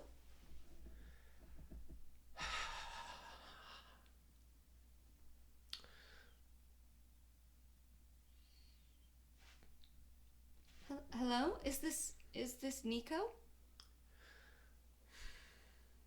Penny? Kay! What's wrong? Are you alright? Everything's gonna be fine. Oh, shit.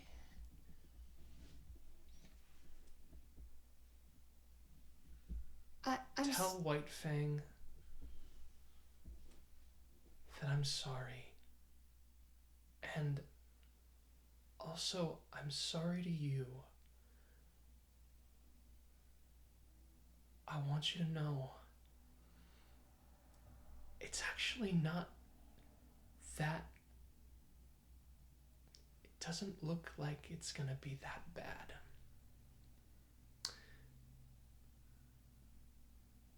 Have a beautiful day. Oh, shit. And as she hangs up the phone, she cracks it, throws it to the side, tears your number, lets it fly out of her hands as the sun hits her body. As a thin blood, her blood is a little less strong with this, so it does not completely eviscerate her instantly.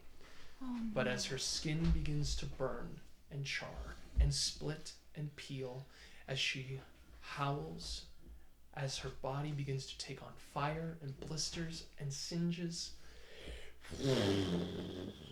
eventually she catches flame.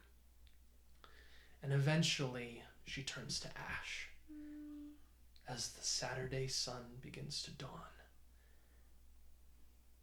And as her ashes come up onto the West Edmonton Mall Parkade, a car drives over them as a new, freshly fallen bit of snow has come, and in one spot is a big old burn mark.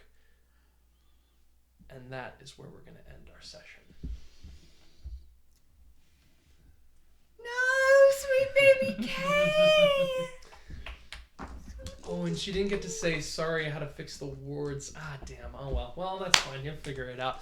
All right, everybody. You'll figure it out. And that's the end of our session, guys. Well, thank you guys so very much for being a part of this. Remember, guys, whether you're a novice or fully experienced, you two can tell some really extraordinary stories, and we really hope you do. I look forward to seeing you guys again, and happy Easter, everybody. Cheers, and Take care.